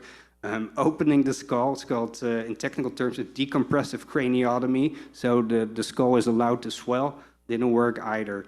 Breaking up blood clots, that work under certain conditions, but these conditions are still very limited and still would require a standby of some kind. Remote blood washout works, but that clearly requires SST. So I think the best way to address this is not to counter it, to try to reverse it, but to prevent it in the first place. And the best way to do that is field cryoprotection, fly out a standby team, do your stabilization, and do all the procedures at the location of the patient. So that's the way to go. And we're still researching if something can be done right here, if a patient comes in and say, didn't have all these procedures done, but it's really, really hard. And I'm not optimistic short term that we'll find something. I'm going to talk a little bit about new research directions, sort of things we're doing, and what is sort of going on in research in cryonics. I already mentioned intermediate temperature storage. A whole body prototype has been built, and sort of one major cryonics organization is going to use that in the foreseeable future. I mean, you always hear that, but hopefully that is the case. And then hopefully other cryonics organizations may follow at some point if it turns out that it's popular and effective. Rapid cooling techniques. Right now, a patient is placed in an ice bath for more than an hour before the blood is washed out. There might be actually very good ways of doing surgery so that we can do that much sooner. There's a technology called liquid ventilation. I think I talked about this meeting before, in which you basically introduce a very cold liquid, breathable liquid, in and out of the lungs really quickly, and that really speeds up cooling. Blood-brain barrier modification, I talked about that, right? Opening a blood-brain barrier, no more shrinking, better viability, and so forth. Field cryopreservation is a very active research topic. It's already introduced, but there's a lot of ways we can tweak this procedure. Brain optimization, this is something that I'm particularly interested in myself. The cryoprotections we're using today are really good, but they have not really been formulated with brain preservation specifically in mind. So there are still a lot of ways you can do it. In fact, when we were doing research with that framework in mind, that is how we discovered some of these better cryoprotectants that I talked about earlier. Two really interesting topics are autolysis inhibition, so basically preventing decomposition. Why is that important? Some people still, they do not get standby for one way or another. They either have not arranged for it, or the standby team cannot be there on time. And there might still be ways to prevent things like that. And a funeral director might be able to be of assistance there. Chemical stabilization, some of you have heard that some cryonics organizations are now sort of using chemical fixation with aldehydes to prevent deterioration. There might be, I would say, milder ways of chemical stabilization. So these two projects are currently being funded actually by the Immortalist Society, and I had hoped actually to talk more in detail about the research. The thing is, earlier this year, I've been on a very long stretch with a very serious family emergency, so I wish I was further along on this, but I think it's coming along now, and that would be pretty exciting, because one thing I've always been interested in, let's say you don't have standby, are there still means that we can use or employed by funeral directors to mitigate that damage? So, putting it all together, so if you try to optimize your own cryopreservation, what would you do? Well, the first thing, well, clearly you have to make cryonics arrangement, but let's assume that that's all good here. So you had SSD and field cryoprotection. I cannot emphasize this enough. And yes, it is more expensive actually than the cryopreservation procedure itself, but I think if you look at the logistics and the labor and the medical expertise that is used there, it makes sense. And if you're young, it's still, I think, pretty doable for most people. You can execute a do not resuscitate order so that there will not be endless cycles of resuscitation, or you're put on a ventilator and the process of self-destruction in the brain is actually being assisted. No autopsy.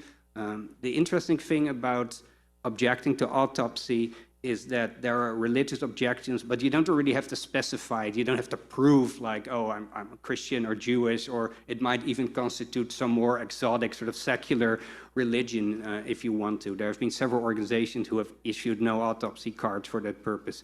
Move to a cryonics-friendly state, country. Clearly, I mean, where you live is not completely dependent on your cryonics arrangement, but you may want to keep it in mind, and maybe when you get a little older, think of it. Some states are better than others. I mean, of course, we can think about topics like sort of right to die and ever, but there are actually other things like sort of, can nurses pronounce? How quickly are usually people pronounced? What is the role of funeral directors? Is it more restrictive or not? Execute cryonic supportive end-of-life directives. Some people do their paperwork with their cryonics provider and they're like, okay, I'm done. So, right, well, you're not done, I think, because there's a lot of things that still can go wrong. You can have hostile family members, you can have a contradiction between your cryonics arrangements and your will, and so forth. So please review that. And overfund your cryonics arrangements. A lot of things get more expensive in life, especially recently with inflation. Unfortunately, that's for cryonics as well. Even if we have economics of scale, there might be developments that are like more expensive. So do not fund exactly at the amount that your cryopreservation organization charges or as a STEEP provider charges, because there might be more developments down the road. And if you're really young, you might then later say, I'm glad I did that because now I can afford those. Yes. And there are, of course, many, many great sort of insurance agents sort of in the world. And Rudy is one of them, and yes. Okay. I want to sort of briefly, about something I've recently involved in, and I think it's interesting to talk about it here because it's supposed to benefit the whole cryonics community. It's, I don't, how many of you have heard of CryoDAO? Okay, well, okay, that's a fair chunk,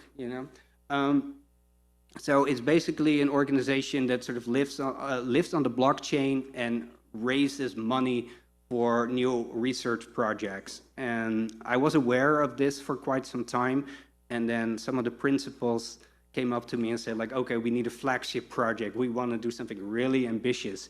And of course, what do they come up with? Can you resuscitate a rat after cryopreservation? I'm like, well,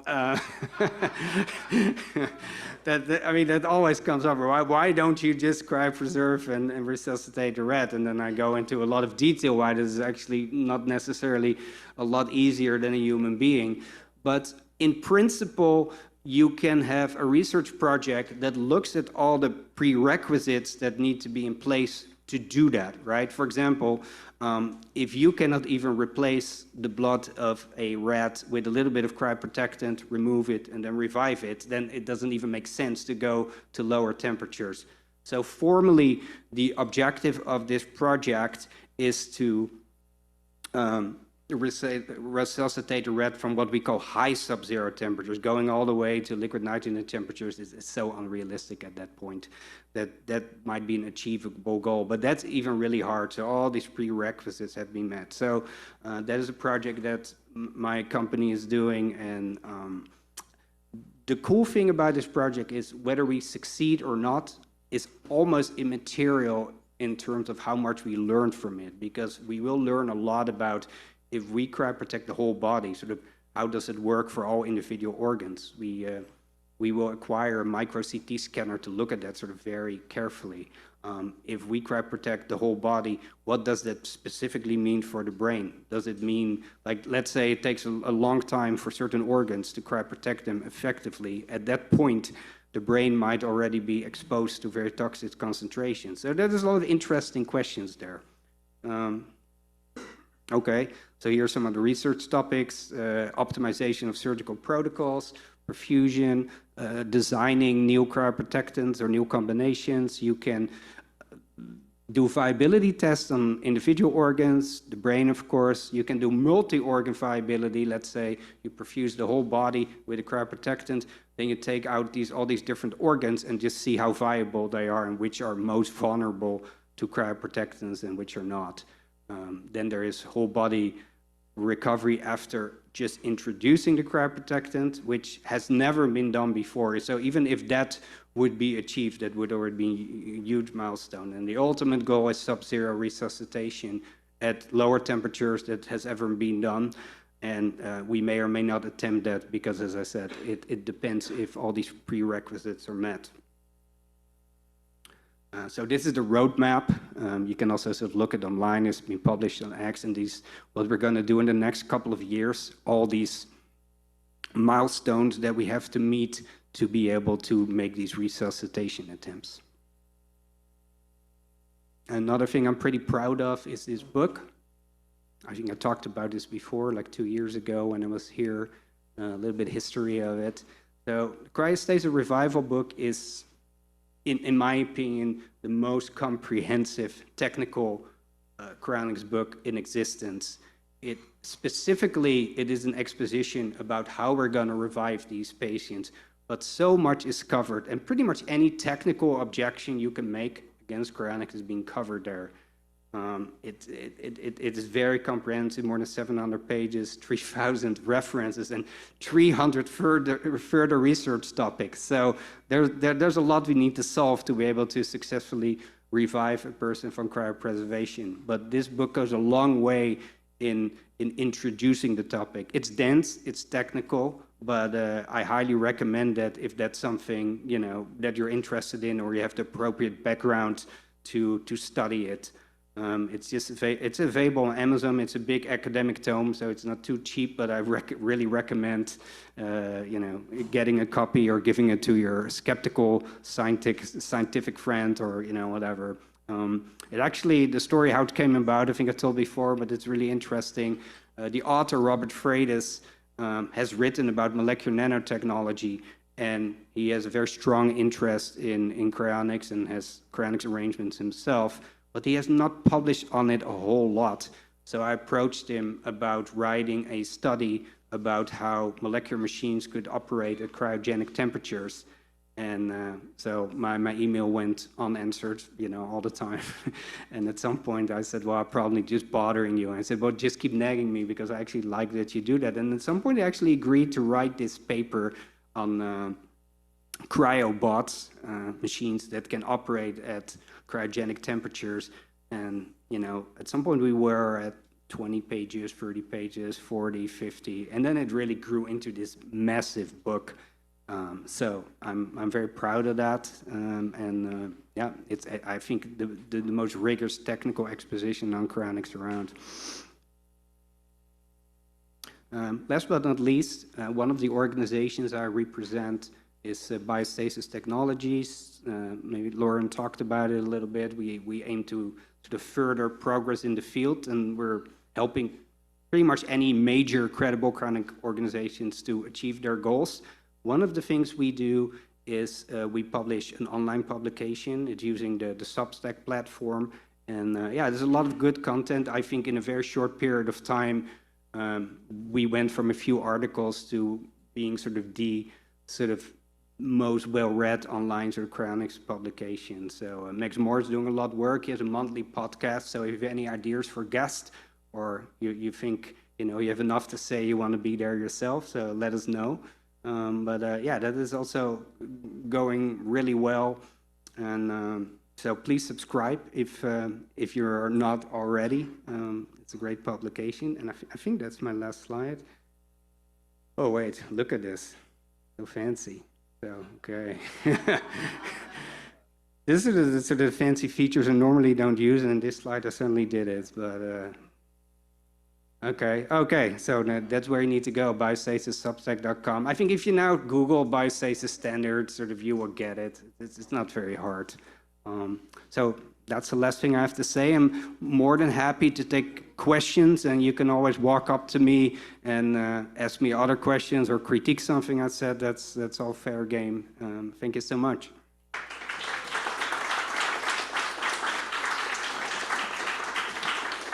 Yeah. Glad you made it. Yes. Okay, so I do have one question. Yes. For you. So you mentioned the tweaking of the CI formula, CIVM1. Yeah. That's an open source formula that we put out with Yuri, obviously, years ago. Will that still be open source, and will it be, these newer tweaks be shared with CI? I know a lot of organizations. Oh, yes. Yeah. In principle, any cryonics organization can build themselves from it. It's only right now, as I said, because it's pending publication in a peer-reviewed journal, that we cannot disclose it. The idea is when you submit a paper of that nature, you cannot maturely disclose the results somewhere else. If that paper has been published, then available the entity, including CI, which is the most logical organization to do it, because they pioneered the original version of the solution. Right. Also, one thing I should mention that's important, we can already introduce it at the Cryonics Institute. We just have to sign sort of a bunch of it. Until that paper is published, you know, the formula cannot be public yet. But that's probably only a matter of like 3 or 4 months. Paper is out. Public domain. Well, maybe we should talk about that a little. Absolutely, yeah. We're always looking for actionable results, not just general funding, actionable results, and point some more funding work you're doing, because it's benefiting all. I appreciate that. Yeah, and I want to mention that sort of that solution is not something like, oh, dreamed up in the lab and we're going to see how it works. It's really been designed with specific cryonics applications in mind, like especially field cryoprotection. All right, well, thank you.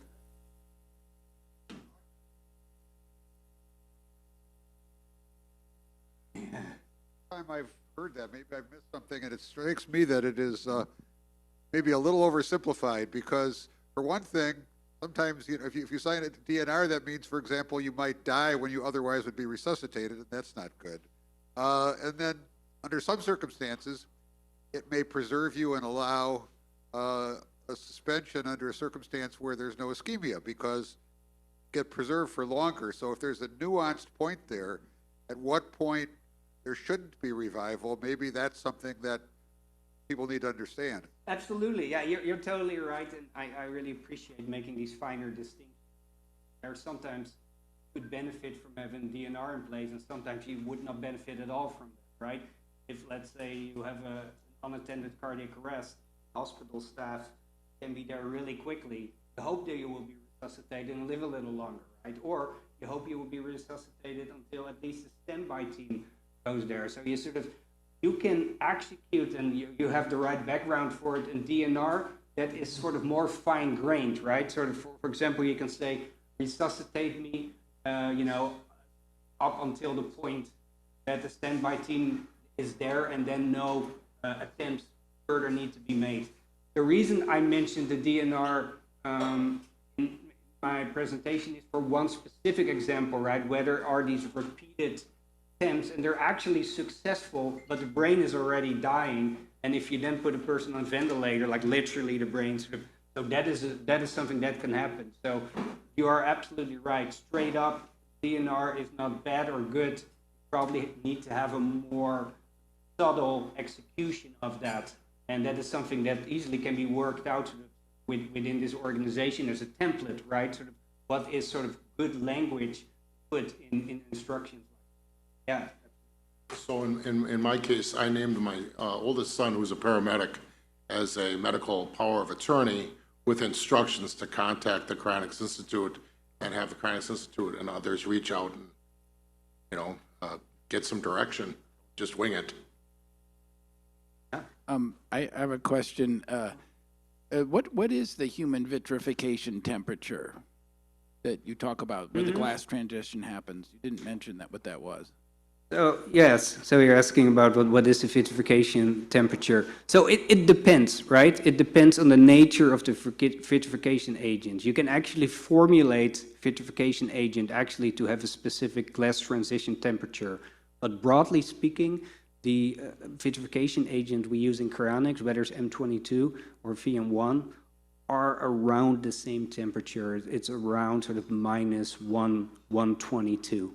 So you can see that difference right now, right, between minus 122-ish and liquid nitrogen temperature, and that's where the fracturing potentially could happen. Okay, so that's minus 122 Celsius. Oh, Celsius, yeah.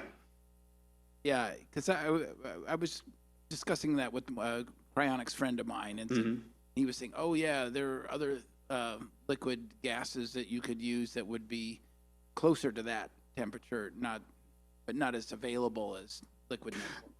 That is a really interesting point, and it has come up over the years. There used to be an old sort of cryonics discussion forum called Cryonet, and people went back and forth for a long time. Like, do we need this complicated intermediate temperature storage device? Maybe we should just store in a different liquid. But if you really start diving down to it, you either end up with liquids that are so obscure that they're extremely expensive, or they're explosive, or it's like it's not easy. He said liquid natural gas would be great. Yeah, you could in theory sort of heat the building with it too.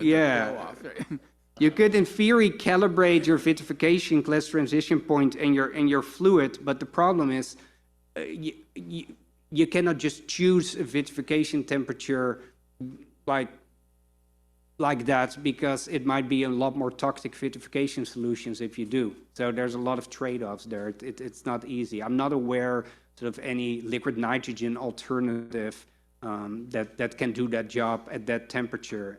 and intermediate temperature storage. I didn't go much into detail, but the way it basically works, you still use liquid nitrogen, right? But then you store something above it in the vapor phase where the temperature is higher.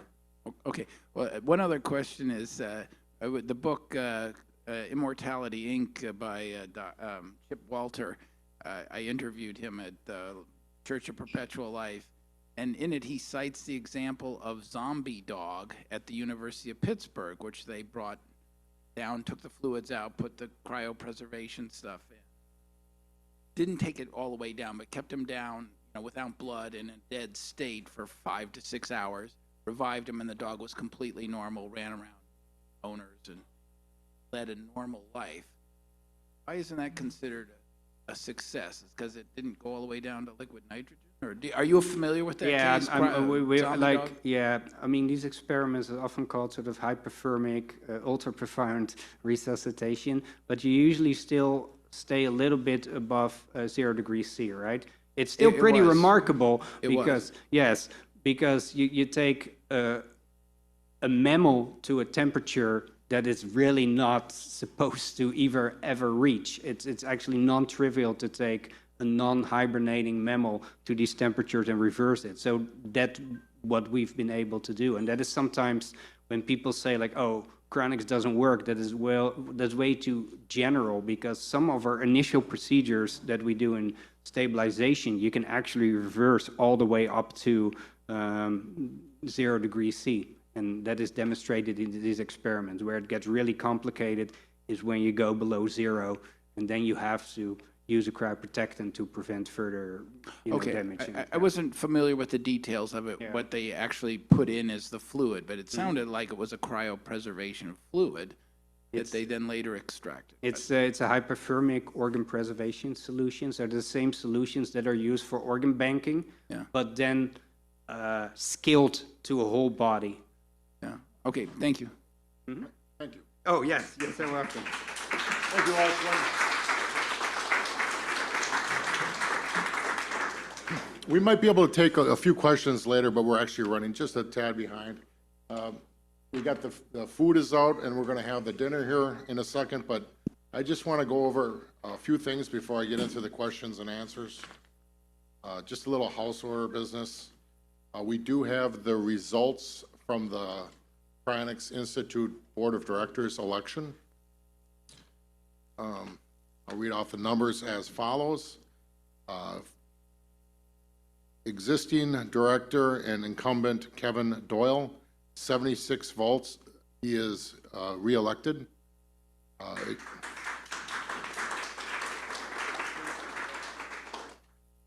Challenger, Kevin, where are you?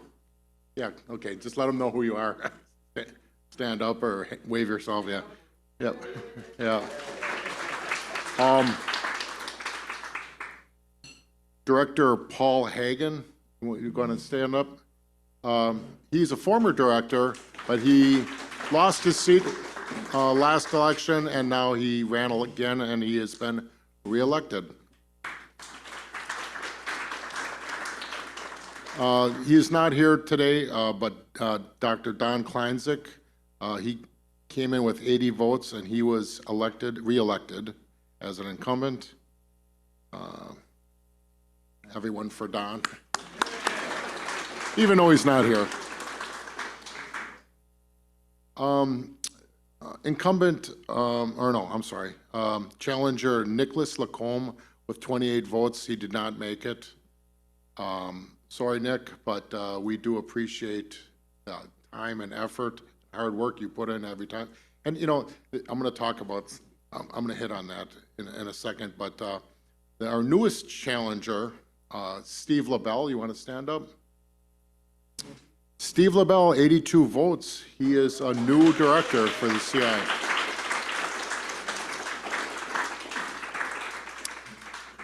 Thank you, Steve. And incumbent director Nicholas Vandermeulen, with 66 votes. He did not make it this year, but he is a fantastic director. We've had him. And let's give him a round of applause for all his hard work that he's put in over the years.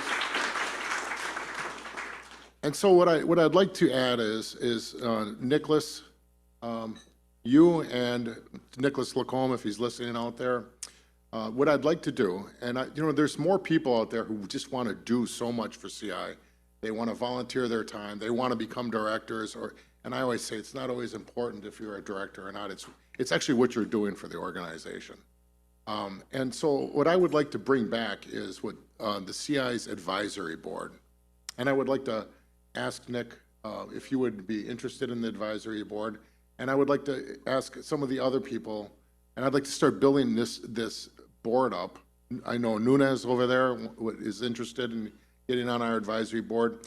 And we're going to have like subdivisions on this advisory board of people who specialize in science, for instance, and other things. And I think we can still do a lot of great for the Cryonics Institute because, I mean, this is, after all, this is our big life raft, and we want to do the best we can for the organization.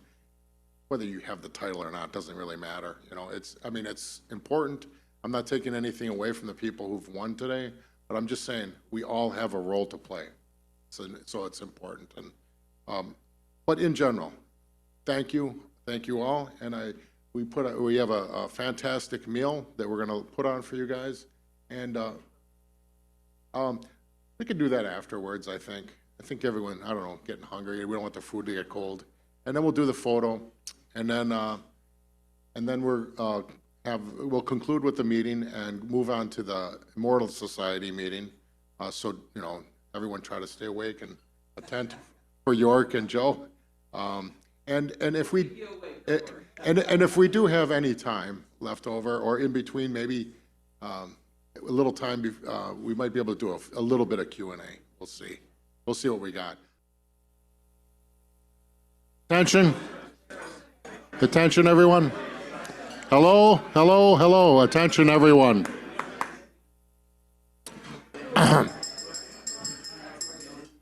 Okay. All right. So this concludes the Cryonics Institute's portion of the meeting. However, we're going to have the Immortalist Society meeting, and I'd like to introduce you guys to my good friend York Porter. The meeting will be chaired by York Porter. York is the president of the Immortalist Society. It's a position previously held by Robert Ettinger, who also founded the Cryonics Institute. York is a native of Virginia, who now lives in South Central Kentucky. He is certified by Kentucky as a basic level EMT, or emergency medical technician. He is also certified as a medical laboratory scientist by the American Society for Clinical Pathology through their certificate maintenance program. He has worked for over 50 years as a medical radiographer in various areas of the imaging field, ranging from computed topography, or CTs as we know them, to magnetic resonance imaging, MRIs, as well as in the production of the more traditional medical imaging procedures. And might I add that the Immortalist Society was actually around longer than the Cryonics Institute. It was kind of the philosophical wing of the organization, and it was where everyone gathered and talked about what they're going to do someday if they would get involved in the Cryonics. And eventually, Robert decided to open the Cryonics Institute. And so the Immortalist Society stayed in operation to help with public education and investing in research. And their 503c status allows them to take donations with a tax-free basis so that your money can go just a little bit further. So I just wanted to put that out there, a little puff for you. Thank you, brother. Doing a good job, won't you? Gonna make a little change in things. Joe is gonna come, Joe Kowalski, all the cryo prize. Let Dennis give his. Hang on, yeah, come on. Okay, so Joe Kowalski, no relation, brother from another mother, as we like to say. Yeah. He's proud of that too. So he was born and raised in the Detroit area. Joe went to Wayne State University and then became the founder and president of a small long-distance phone company. He went to Columbia University and graduated magna cum laude with a bachelor's in economics. He then went to the University of Michigan Law School and moved into Washington, D.C., area where he became a member of the Maryland and Washington, D.C. Bar Association. Afterward, he spent 2 months in Australia and New Zealand doing volunteer work. If that wasn't enough, he later formed his own law practice and nonprofit organization to do pro bono legal work. He left the law because maybe he got tired of volunteering so much. And he became a financial consultant. Joe became a director 25 years ago and has served in many different officer roles, including treasurer and vice president of CI. He manages part of CI's investment money and has served for many years on the investment committee. I consider Joe a great friend and CI's mensch on the bench. Thank you, Dennis. Thanks. Does this come off? Does this thing come off? Can I? Yeah, there we go. Okay, thank you very much. Thanks, Dennis. Welcome, everybody. Glad you guys are all here. Thanks for staying. I've been involved with Cryonics Institute since 1978, so not very long. I've been on the board, as Dennis mentioned, for a couple years. Most recently, I became the president of Organs for Life. Prior to that, it was called the Organ Cryopreservation Prize, and it was a part of the Immortalist Society. It was a project of the Immortalist Society, and I really have to thank York Porter and the Immortalist Society for giving us the support that we needed for our first several years before we became an independent 501c3. So let's give a hand to York and to IS. Just a tidbit. I invited people to a marshmallow roast at my house, but now I hear that there's an event going on here. So I don't want to uninvite anybody, but if anybody's hasn't had too much to, if any, apparently there's an event here, but if,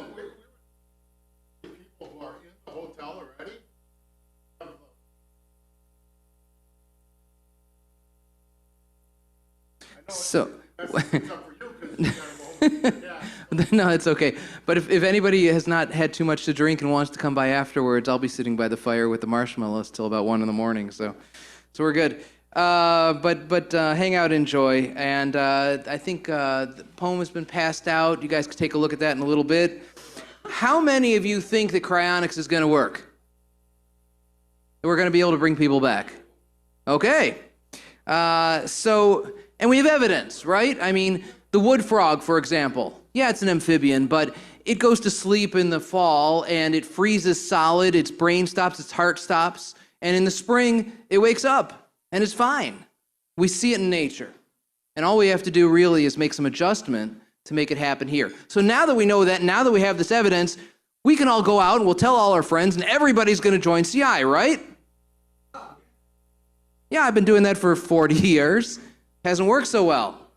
And, you know, the dialysis machine was invented by this fellow. He's a doctor, I believe. He was kicked out of the medical establishment.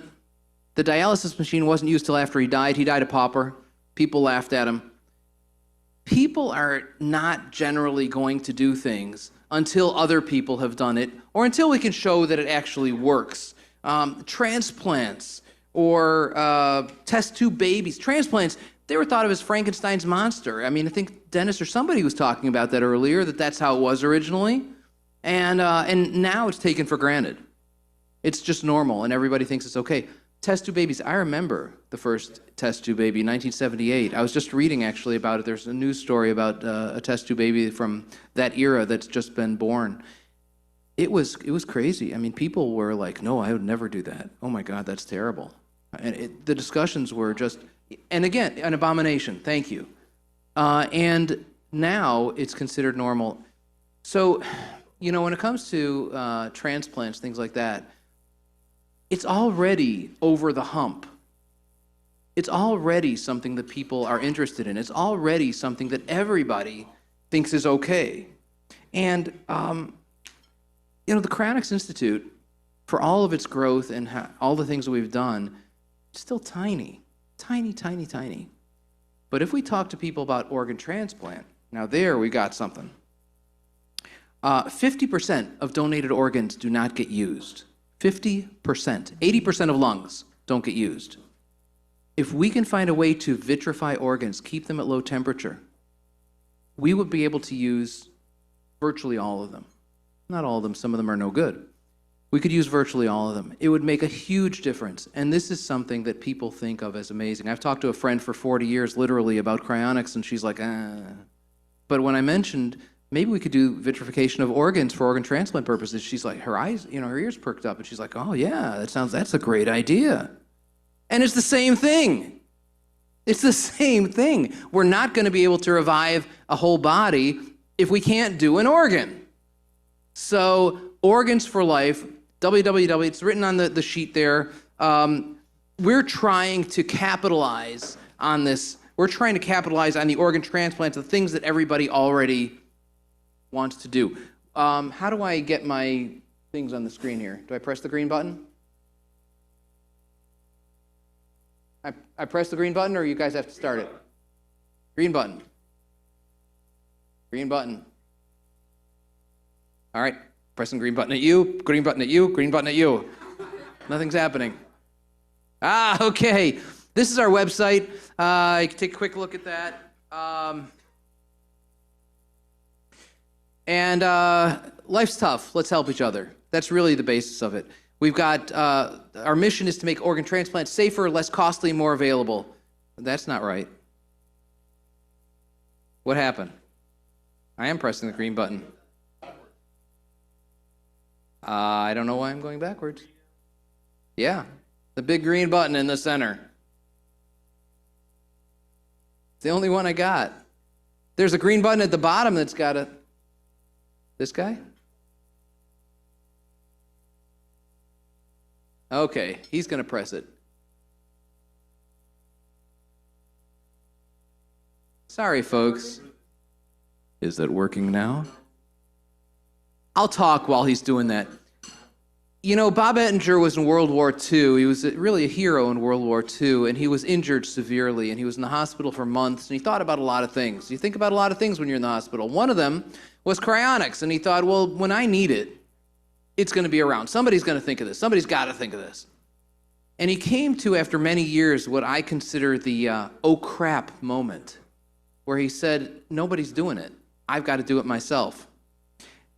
I got a green button now? That's what I've been hitting. All right, so let's advance. Sorry, friends. There we go. I just want to quickly take a glance at this. There's nothing. I think we need new batteries or something. There we are. We talked about organ transplant problems, and that's how to contact us. Yay. So Bob Ettinger came to that oh crap moment and said, I've got to do it myself. And that's basically where we are. We still are. We all have to do it. I've failed at more things than most people have tried. I've succeeded at a few things too, probably because I failed at so many. I was talking with Dr. Maury Ellenberg recently, and he said that people like to use drugs more than physical therapy. He's a physical therapist. Because it's easier, it's cheaper, it's quicker.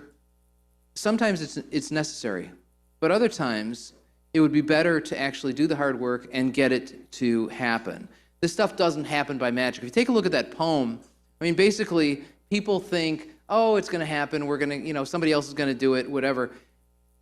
You folks are the folks that are going to make it happen. All of us here are the ones that are going to make it happen. We can't depend on other people to do that. My friend took me to a Network 21 conference. Anybody know what Network 21 is?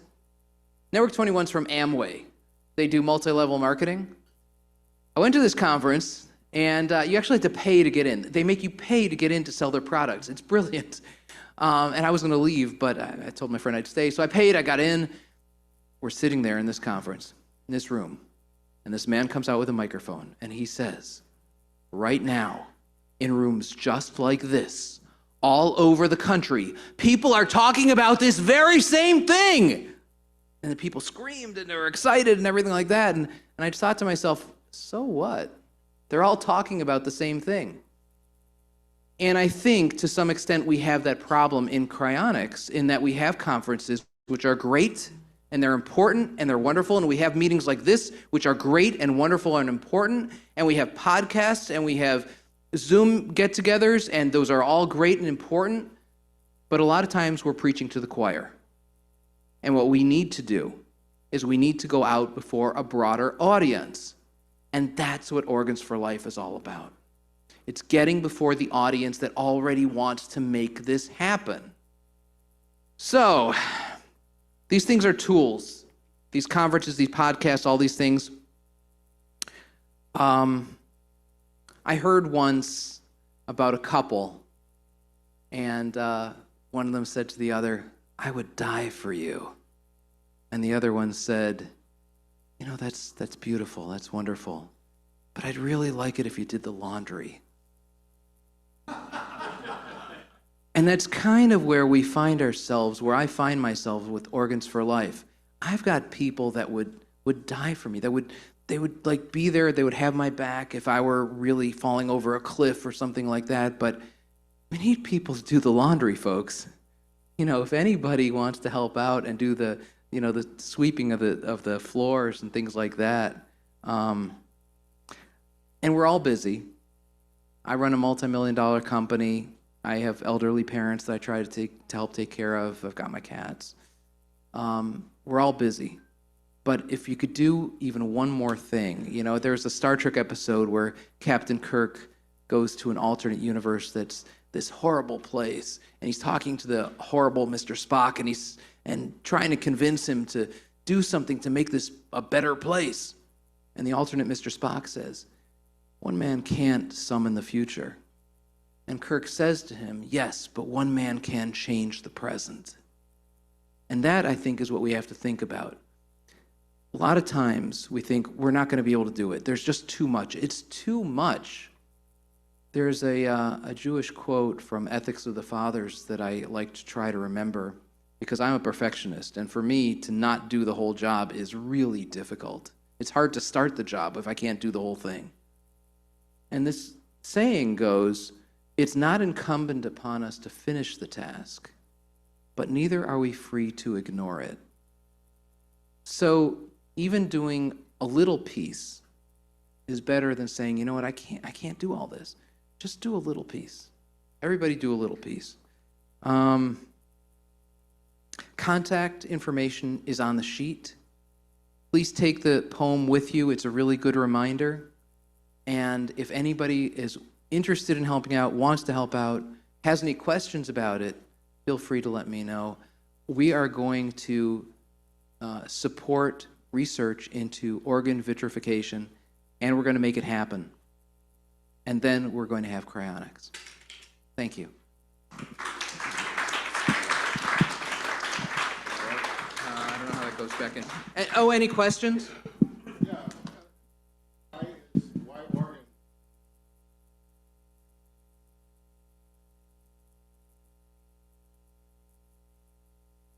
Well, I think organs are smaller. I guess it's.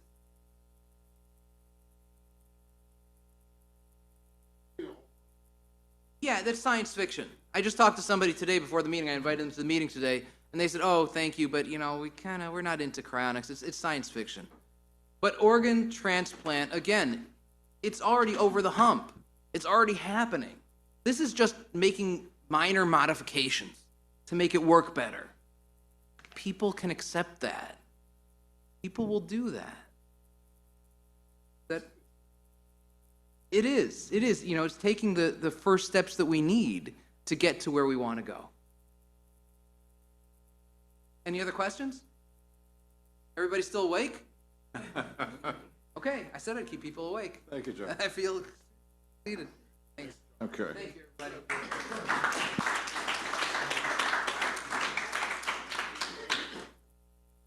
Well, as the saying goes, it's not over till the fat lady sings, but the fat boy's up here, so I guess that lets you know we're getting close to the end. So just hang with it, and we'll be done here in just a few minutes.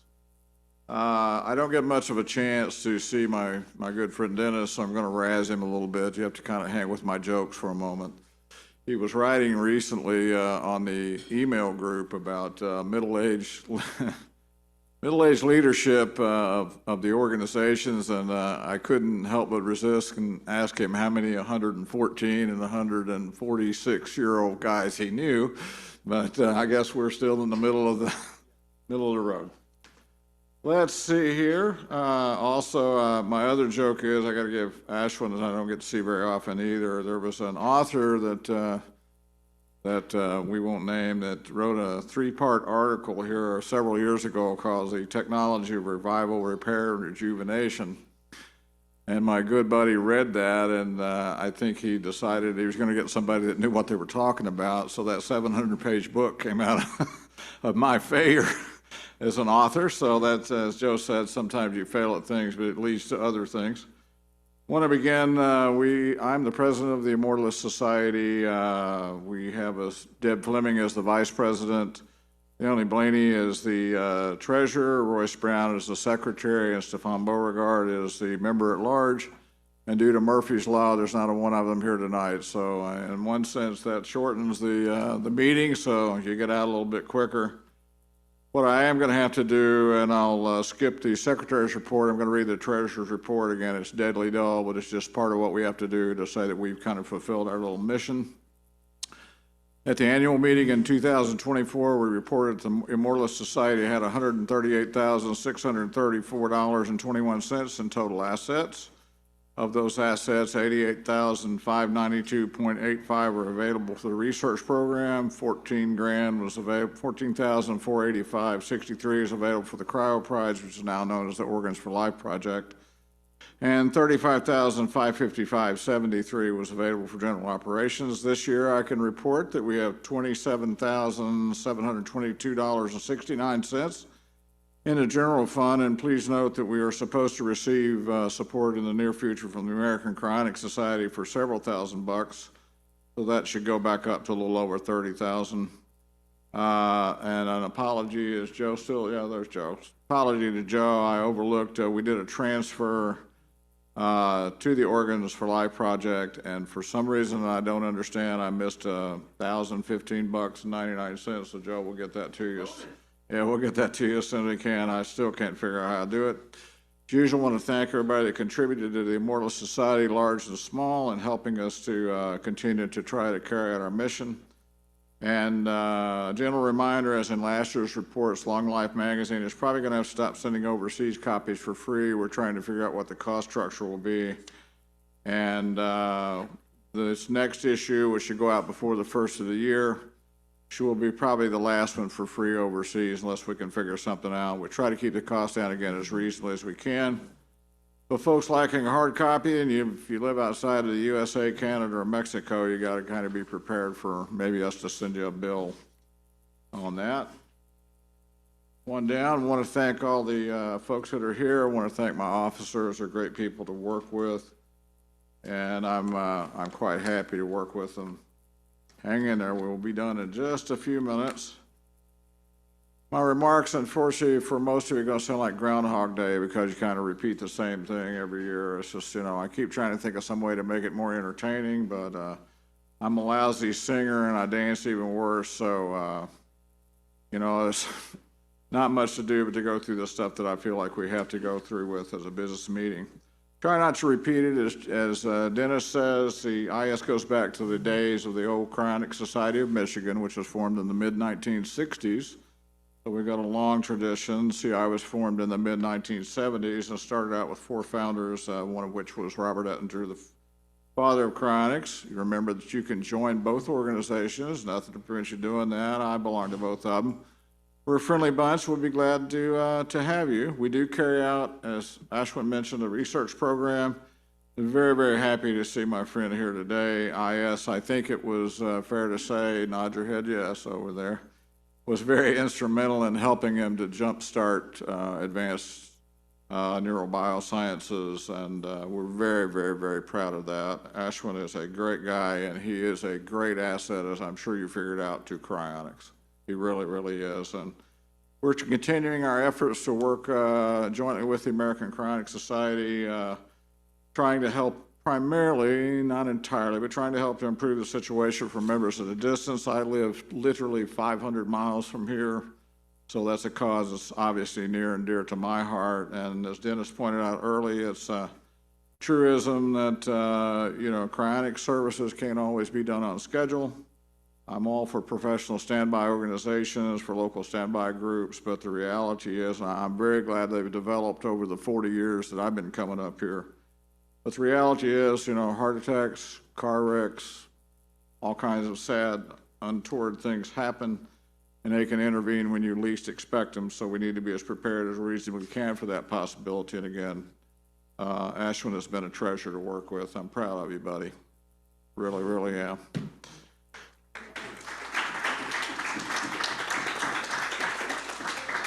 I mentioned last year, Rob, Freitas' book, Cryostasis Revival, and it is a very technical book, and I'm kind of reiterating what Ashwin had to say, 700 pages, 3,000 references, 300 research topics, but I think it is probably one of the most important works in cryonics since Robert Ettinger's original book on the subject. I said last year that it was available on Amazon, and a friend of mine after the meeting called me up and said it wasn't. Well, I checked yesterday, and it was indeed there now. And however, for those who want the Reader's Digest condensed version, Rob wrote an article about it, and it is somewhat technical, but it kind of covers the gist of things. And it's available over there. There's some copies of Long Life magazine that we put out. Also, I guess I failed to mention we have a website just like CI, similar to CI. Those magazines are free. There are a couple of them that look pretty similar because the front color is the same. There's a nurse on one, there's some cryostats on the other, so if you're going around to pick them up, they are two different things, so don't just grab one and think, okay, I got both of them. They're two different magazines. Let's see here, hang on. I'll try to hush in just a moment, as I've probably am maybe emphasizing this too much, but I think Rob is an eminently qualified person, to say the least, in the field of nanotechnology, and he wrote in the article that it isn't a question of if we'll have medical nanobots, it's a question of when. If he's right, and I think he is right, this is the bedrock of how cryonics can succeed. When Robert Ettinger wrote his seminal book in the 1960s, he talked about how cryonics could work.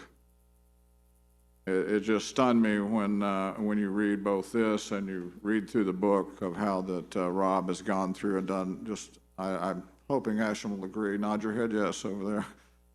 It is a masterpiece, it really, really is. It covers an enormous amount of territory, and the words that he said, that it is not, again, a question of if we're gonna have medical nanobots, it's just a question of when. Now, he's no fool by a long shot, and he does indicate clearly that the reality is that there's a lot of work ahead involving years and years of research and working on it, but still there it is.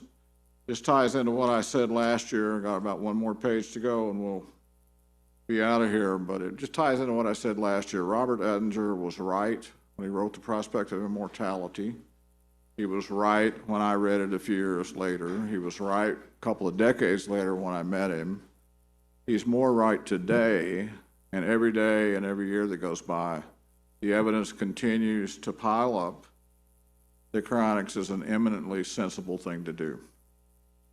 And my belief is, in time, I don't have very little doubt that technically, with guys like Rob, other folks like Ashwin working on it, I'll try not to digress too much, but when I was a young pup, I thought that cryonics was basically a cryobiological problem.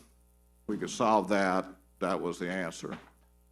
Then when Eric Drexler came along, I realized, no, it's really a two-prong approach, and that is a cryobiological deal and a nanotechnological deal. And now, surprise, surprise, we have a third prong of attack coming through artificial intelligence, AI, whatever you want to call it. And I have very little doubt that between the three of them that we are going to succeed. Arthur C. Clarke, the noted science writer, said one time that there were three phases to any idea. The first one is, it'll never work. The second phase is when society gets to the point that people say, okay, it might work, but. And the third stage, which I'm looking forward to at some point, is, you know, I thought it was a good idea all along, and that's about the nature of human beings. It'll never work. Okay, it might work. I knew it was going to work, you know, so. Thanks to everyone for being here, participating via Zoom. We're going to have a relatively brief, hopefully, election of the Immortalist Society officers, and then we'll adjourn. Unlike CIIS elects its whole board of directors every year. Again, president, vice president, secretary, treasurer, and any members at large. So the office of president of the Immortalist Society is open for nominations. It's your big chance. Rudy.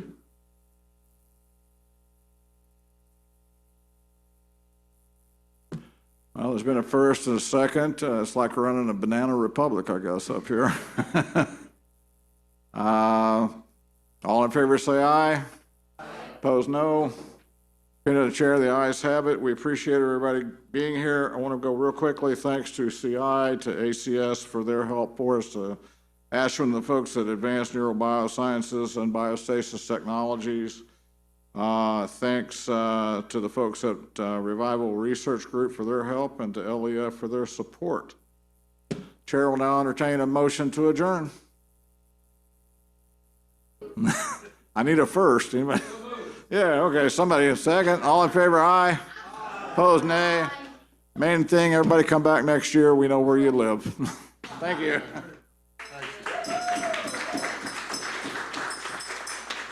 We have a little bit of time, so we could either do a Q&A a little bit here, or we could retire to the bar and just mingle about. So what would you guys like to do? Who wants to do Q&A, or who wants to go to the bar? Well, raise your hand if you want to do Q&A here. Oh, look at this! Look at this crowd. I'm not even going to ask. All right, I'll meet you in the bar.